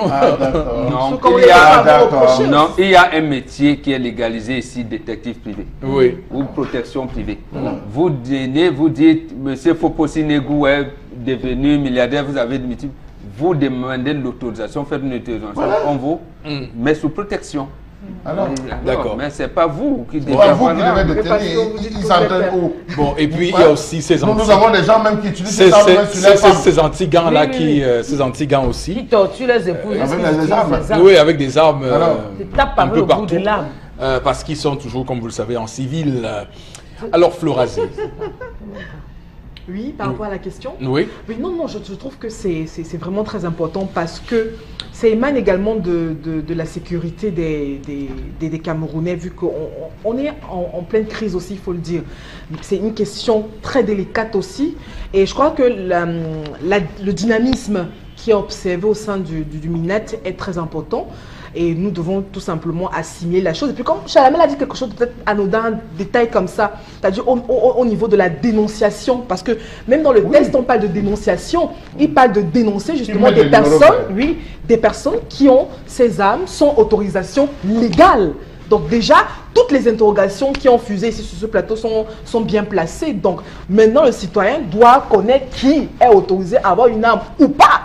Et comment justement dénoncer ces derniers. Oui, Eric Fopoussi, je vais terminer. Il nous insolente, chef Flora. Oui, j'ai dit que quelqu'un qui a une arme, Eric, quand tu lui dis que je t'abats comme un chien, je vais t'abattre. Non, mais j'ai une question. Comment ils font? Je t'abats. Quelqu'un réussit à avoir une arme, mais comment il fait pour avoir le sang-froid pour maîtriser la gâchette et tout? Ça, c'est dans vos mains là, il y a un démon spécial qui vous hante. Pourtant, il faut une formation bien précise. J'ai entendu comme un homme, j'ai compris comment un homme parlait avec un autre homme comme lui. Que tu t'amuses avec moi, je t'abats comme un chien. Et il avait sa main. Ne tente pas, il avait ça sur lui. J'ai dit que tu essaies, je t'abats comme un chien. Il dit que, là, en graphie. Tu vas battre, tu es devenu un animal. Tu viens que, là, en graphie, on va tuer quelqu'un devant moi. D'une grosse personnalité dont je vais taire le nom qui a eu à représenter le Cameroun pendant longtemps, qui dans un snackbar pour un simple différent de petite, a sorti l'arme. Il a tiré, hein? Il a tiré en l'air. Il a sorti là, non, je ne vais pas plus loin que cela. Il a été interpellé. Il était interpellé, même face aux autorités, il a eu de la peine à remettre l'arme. Quand le commissaire de police qui était soumis de remettre l'arme, il a eu de la peine. Il a fallu que l'appel vienne de Yaoundé. Pourquoi on dit que non, allez vous arranger ça dans l'amiable, c'est pas quelqu'un qu'il faut qu'on froisse et tout et comme ça. Mais lui, il a le droit de sortir son arme pour froisser les simples individus. République bananière où la banane est très chère. Le Cameroun. Non, parlons comme ça, ce n'est pas bon. Voilà, bananière où la banane est très très chère. Bon, il faut surtout dire qu'avec la recrudescence du grand banditisme et les braquages à main armée, on peut être aujourd'hui inquiet et se dire que le ministre de l'administration territoriale donc est dans son bon droit de lancer de l'opération. Mais pour quel résultat? On aura l'occasion de revenir sur ce sujet et voir si effectivement les fleurs ont tenu la promesse, les fruits ont tenu la promesse des fleurs. Merci donc à vous, Florazé, pour cette séquence de l'émission. Mesdames, Messieurs, la suite avec interpellation. On va aller tourner avec Cédric Chouna. A tout de suite. Celle que je défends la mieux, c'est l'éducation. Je pense que si le gouvernement camerounais refait une refonte du système éducatif en intégrant dans nos programmes scolaires des unités d'enseignement qui répondent aux nouveaux défis auxquels le monde nous impose. Donc je vais conclure ici en disant, pour moi, il n'y a pas d'idée nouvelle, mais plutôt renforcer l'éducation des Camerounais. Voilà, la grande question de l'éducation au Cameroun, mais surtout des contenus de nos programmes sont aujourd'hui, on va le dire, sur la table d'interpellation Moro Bengan de ce que nous propose la compatriote ce matin. Non, je ne suis pas d'accord avec elle. Elle dit renforcer l'éducation. Moi, je dis repenser l'éducation. Dit renforcer, ce qu'il existe là, ce n'est pas l'éducation. C'est la déviance totale. Il faut repenser. Quand on va renforcer quoi dans ce qui existe là? Il n'y a rien à renforcer. Il y a à faire le nettoyage, à repenser l'éducation au Cameroun. D'abord, je vous ai dit tout à l'heure, les cours de morale n'existent plus. Mais on vous dit, oui, il n'y a pas la déliquescence de tout ça là. Or, c'est bien des gens qui ont décidé qu'il n'y a plus de cours de morale. On vous parle de l'éducation à la citoyenneté. Qu'est-ce qu'on a mis dans l'éducation à la citoyenneté? Rien du tout. Au moment où vous faites l'éducation à la citoyenneté, et dehors, le sous-préfet vous interdit d'organiser même votre investissement humain. Lorsque vous allez dire que bon, là, on est l'encadrement, on va dire non. Mais si c'est au patronage d'un autre moment de ça, il faut repenser toute l'éducation au Cameroun. Oui, Charamel. Monsieur Eric Fopoussi-Negou, l'un des principes de la formation de l'éducation, c'est de faire des têtes bien pleines. Mais au Cameroun, nous avons des têtes vides. Au lieu de mettre un contenu, au lieu de mettre un contenu, on le vide. Vous savez, la connaissance repose, ou le savoir repose sur trois valeurs principales. À savoir, le savoir comme connaissance, le savoir-faire et le savoir-être. De quel type de savoir parle-t-on? De quel type de savoir parle-t-on? On apprend le savoir-faire? On apprend le savoir-être? Pas encore. C'est la connaissance qu'on enseigne. Une connaissance où à 2% seulement on s'intéresse à l'histoire du Cameroun et à 98% à l'histoire de l'étranger. Mais arrêtons ça. Arrêtons ça. Il faut repenser, il faut qu'on organise les états généraux de l'éducation au Cameroun. Qu'on vide tous les ministères avec ces différents enseignants qui aujourd'hui sont devenus au contrôle supérieur de l'État. Vous avez les enseignants qui sont au tourisme, vous avez les enseignants qu'on a jetés à gauche et à droite. Le secteur vide. Qu'on vide les ministères de tous ces professeurs, ce n'est pas leur place. Un professeur est censé être dans les universités, dans les amphis, produire des livres, produire des articles pour pouvoir donner quelque chose à la postérité. Ouais. Or, c'est pas ce que nous avons aujourd'hui. Ils bagarrent tous pour être assis. Or, on néglige. Nous avons des individus qui sortent. Regardez le classement des salaires. Regardez le classement des salaires des enseignants en Afrique. La Côte d'Ivoire à 300 000. L'Afrique du Sud à 763 000. Le Cameroun à 90 000. Je ne parle même pas du Gabon. Vous avez une façon de faire. D'accord. Oui, Florazie, allez-y. Oui, encore de l'éducation, un sujet très important parce que nous attendons également le Premier ministre pour la rentrée scolaire 2018-2019 oui. Avec justement ce communiqué qu'il avait fait à l'endroit des parents et même des éditeurs. Nous avons, oui, un par matière. C'est ça, un fascicule. Oui. Donc nous attendons le ministre à ce niveau parce que vraiment, un élève en CM2 qui se retrouve avec 15, 20 livres, vraiment. Donc on veut, c'est ça, quand on est dans l'objectif de fournir du contenu à l'enfant. Ce n'est pas le nombre de fascicules qui incombe, mais de ce qu'on retrouve à l'intérieur. J'espère que le travail est en train d'être fait pour que justement en septembre, ou alors pour qu'on ait justement des fascicules choisis et opportuns pour l'éducation, l'apprentissage des enfants. Oui, la commission s'est réunie tout récemment et a sélectionné quelques éditeurs. Voilà. On va... Mais ce qu'on n'a pas dit, c'est que les éditeurs ont commencé la bagarre. Oui, bien sûr. Ils ont commencé la bagarre en pleine séance parce qu'il fallait choisir les livres. Chacun voulait positionner son livre en disant que tu as déjà trop. Fais quand même tout le monde. Ça a commencé les problèmes là. D'accord. Alors, tendance... Ça ne peut même pas manquer. Comment le Cameroun aime le désordre comme ça? Tout ça, si vous vous entendez, vous allez vous en sortir. Allez discuter pour les livres. Que vos enfants vont dire quoi? Un enfant va rester voir son père sur les réseaux sociaux parce que ça marche vite. Et aujourd'hui, quand tu fais quelque chose, il y a tous les téléphones qui filment. Demain, tu vas voir ça sur les réseaux sociaux. Et si l'enfant voit ça, l'enfant va dire que son père est devenu quoi? Entendez-vous pour pouvoir regarder dans la même direction. Comme parmi nous, il y a que les gens qui ont le gros cœur. J'ajoute à ce que tu dis entre temps, il y a la France qui a un droit de regard, qui est devenu très pointu sur cette commission. On parle des noms.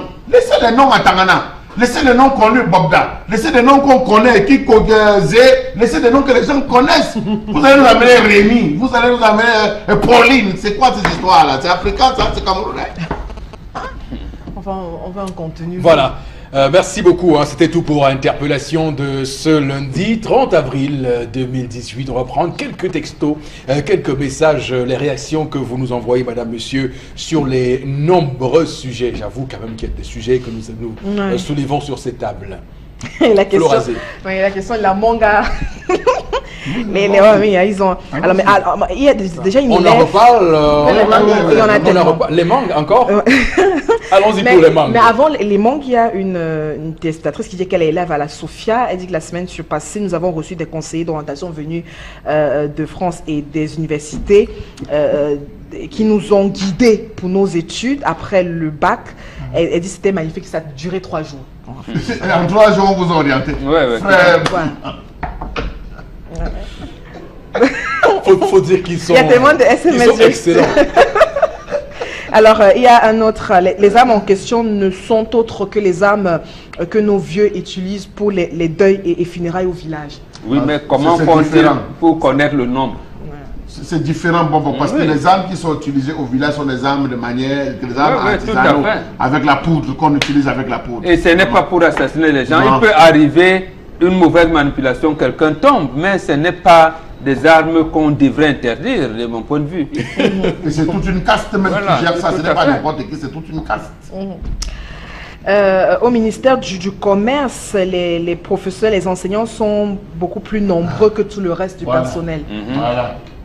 Il y a quelqu'un qui a complété. Oui, il a complété. Il faut qu'on fasse un rapport là-dessus, vraiment. C'est chacun qui connaît, ceux qui connaissent là, ils peuvent écrire pour nous dire. Ou le ministère du Commerce, le ministère du Tourisme, le ministère des Arts et de la Culture. Voilà le ministère. Vous trouvez un professeur de mathématiques au ministère des Arts. Il vous parle des représentations anthropomorphiques. Il est un plasticien. Et pourtant, on a pourtant créé l'Institut des Beaux-Arts en Konsamba et à Fumban. Donc, et en Balmayo, il y a l'IFA en Balmayo. Donc on pourrait recruter ces enfants qui sont de là pour qu'ils propulsent la culture camerounaise. Je rappelle que tout récemment, c'est le ministre Narcisse Moulé-Kombi qui parlait de la sauvegarde du patrimoine national, culturel national. Et comment on fait ça si on a des mathématiciens qui sont chargés d'implémenter cette Monsieur Erifopoussi, j'avais travaillé dans le cadre d'un projet de faisabilité. Il était question que toutes les régions aient des musées. Oui. Toutes les régions doivent être, c'est partant des réseaux, les musées régionaux qu'on démarre une sorte de sélection, d'une présélection pour renflouer le musée national. Voilà. Hein? Mais ça n'a pas été fait. Les chefs font ce qu'ils veulent, les autorités font ce qu'ils veulent. Il y a un coin qui est plus développé. Parce que si vous prenez la balance touristique, vous allez voir que l'ouest est au-dessus, en bas. Or, si vous allez à l'est, il y a beaucoup de choses. Si vous allez dans le sud, il y a beaucoup de choses à découvrir de ce côté. On donne l'impression, mais c'est pas normal. Absolument. Djalamel, c'est ce qu'on appelle devoir de mémoire. Donc, en principe, ça devait être dans toutes les villes, dans tous les quartiers. Oui. On dit par exemple, Douala devrait avoir pas seulement le réel, mais un mausolée où on met par exemple Douala Mangabel de telle, il a fait ça, il a fait ci. Par exemple, ce Alex Takou qui est mort là, dans les villes mortes, on met son nom, on dit voilà les choses, voilà cette femme. La femme qui a été écrasée en 1955, quand on venait inaugurer le pont de Voury, on dit telle chaîne Nebel. Là. Voilà comment c'est qu'on appelle devoir de mémoire. Et justement, oui. Et là donc, les gens viendraient dans les musées, dans des coins précis et tout, pour regarder. Et là, on reconnaît. Quand j'ai dit dernièrement, j'ai parlé de Ndjoumessi Mathias. Était président de Koumze, c'est-à-dire chef de que vous-même, ça vous a surpris. Vous me dites, mais donc il y avait aussi, comme les anglophones associés, vous avez dit oui, parce que vous connaissez le lac, mais il y a plus que ça. Les gens étaient bien organisés, plus la promotion était bien encadrée. Et bon, malheureusement... Y aurait-il des personnes qui nous regardent et qui sont des forêts? On les salue. J'ai discuté avec Ekambi Briand, j'ai dit Ekambi Briand, aujourd'hui, si tu n'es plus, j'aimerais bien voir l'un de tes premières tenues de scène ou ta première guitare. Et quand Bibriand m'a dit, tu vas en France? Ou même ce qu'on appelait 33 tours. 33 tours, 45 tours. À quoi ressemblaient les 10? Albert Roger Mila qui est là, s'il s'en va aujourd'hui, même c'est Godard, on aura. On parle de quoi dans ce pays -là? Voilà, justement. Les Godard qui ont maté la contre Voilà, alors Florence, on continue avec les messages. Oui. C'est quand même important. Alex Apekaka 17 pense qu'il y a trop de manuels pour les enfants aujourd'hui. Oui. Le pays est très mal géré, uniquement géré par les personnes âgées. La promotion collective, voilà, un autre, il y en a tellement, hein. La promotion collective instaurée dans nos écoles n'est-elle pas aussi la cause immédiate du mauvais niveau scolaire de nos élèves? C'est un téléspectateur qui s'interroge. Oui, c'est une piste qu'on pourrait explorer aussi, quand même. C'est une piste. Absolument. Parce que si on vous juge sur votre capacité c'était Einstein qui le disait, Chalamel, qu'on ne peut pas juger un poisson à sa capacité à grimper l'arbre. C'est qui disait ça? Un poisson. C'est clair. L'orientation d'un enfant commence dès ses premières classes. Oui, dès ses premières classes du primaire. Si tu veux une famille... Si tu veux une famille scientifique, oriente bien le premier dont les sciences et les cadets vont suivre. C'est un téléspectateur qui... parfois, ces conseillers sont incompétents. Au Cameroun, vous trouvez des conseillers d'orientation qui ont des licences en physique. Je vous l'ai dit ici. C'est un fourre-tout. C'est un fourre-tout. Je vous l'ai dit, on vous dit... C'est toutes les licences, en fait. C'est ça qui est une incongruité notoire. C'est-à-dire que en mathématiques ou en français, on vous dit spécifiquement cette mathématique, licence en mathématiques. Dites-moi, vous qui connaissez un peu comment c'est, comment un gars qui a sa licence en physique, il a même été major, va passer ses textes de psychologie qu'il n'a pas fait. Peut-être en classe terminale, il a fait quelques cours de psychologie. Bon, il faisait des cours parallèles. Parce que l'épreuve pour être admis. Il y a deux épreuves Voilà, à l'écrit. voilà. Il y a la psychologie générale et la culture générale. Et même cette culture générale-là, ça se fait sur l'éducation globale. Baccalauréat 2000, enfin, parmi les résultats du baccalauréat 2002, il y a eu un major en mathématiques, c'était au lycée de la Cité Verte, je pense bien lycée de la Cité Verte, au lycée de Biémassi, qui s'est vu major en mathématiques, il s'est vu orienté en philosophie. Voilà. Il a marché à l'université, il dit que regardez les notes. Je n'ai pas fait, dit que non, tu seras bon. Quand te voilà, tu seras bon en philosophie. Tout le monde va faire philosophie. Et comment il a arrêté les études. Ah! Oui, mais il allait être désorienté, désarçonné. Mais voilà un destin qu'on brise. Qu'on brise comme ça. Hein. C'était un voisin. Oh là là. Il y a un téléspectateur qui dit « J'ai un arbre chez moi, donc il m'appartient et par conséquent, il faut une autorisation pour y toucher. Dans le cas contraire, c'est du vol. » Enfin, on reparle des mangues sur ce plateau. Je vais demander. L'arbre est sur votre cour, monsieur ou madame. C'est votre cour, vous appartient. Cet arbre ne vous appartient pas. Justement, c'est ce comportement-là qui amène donc à ce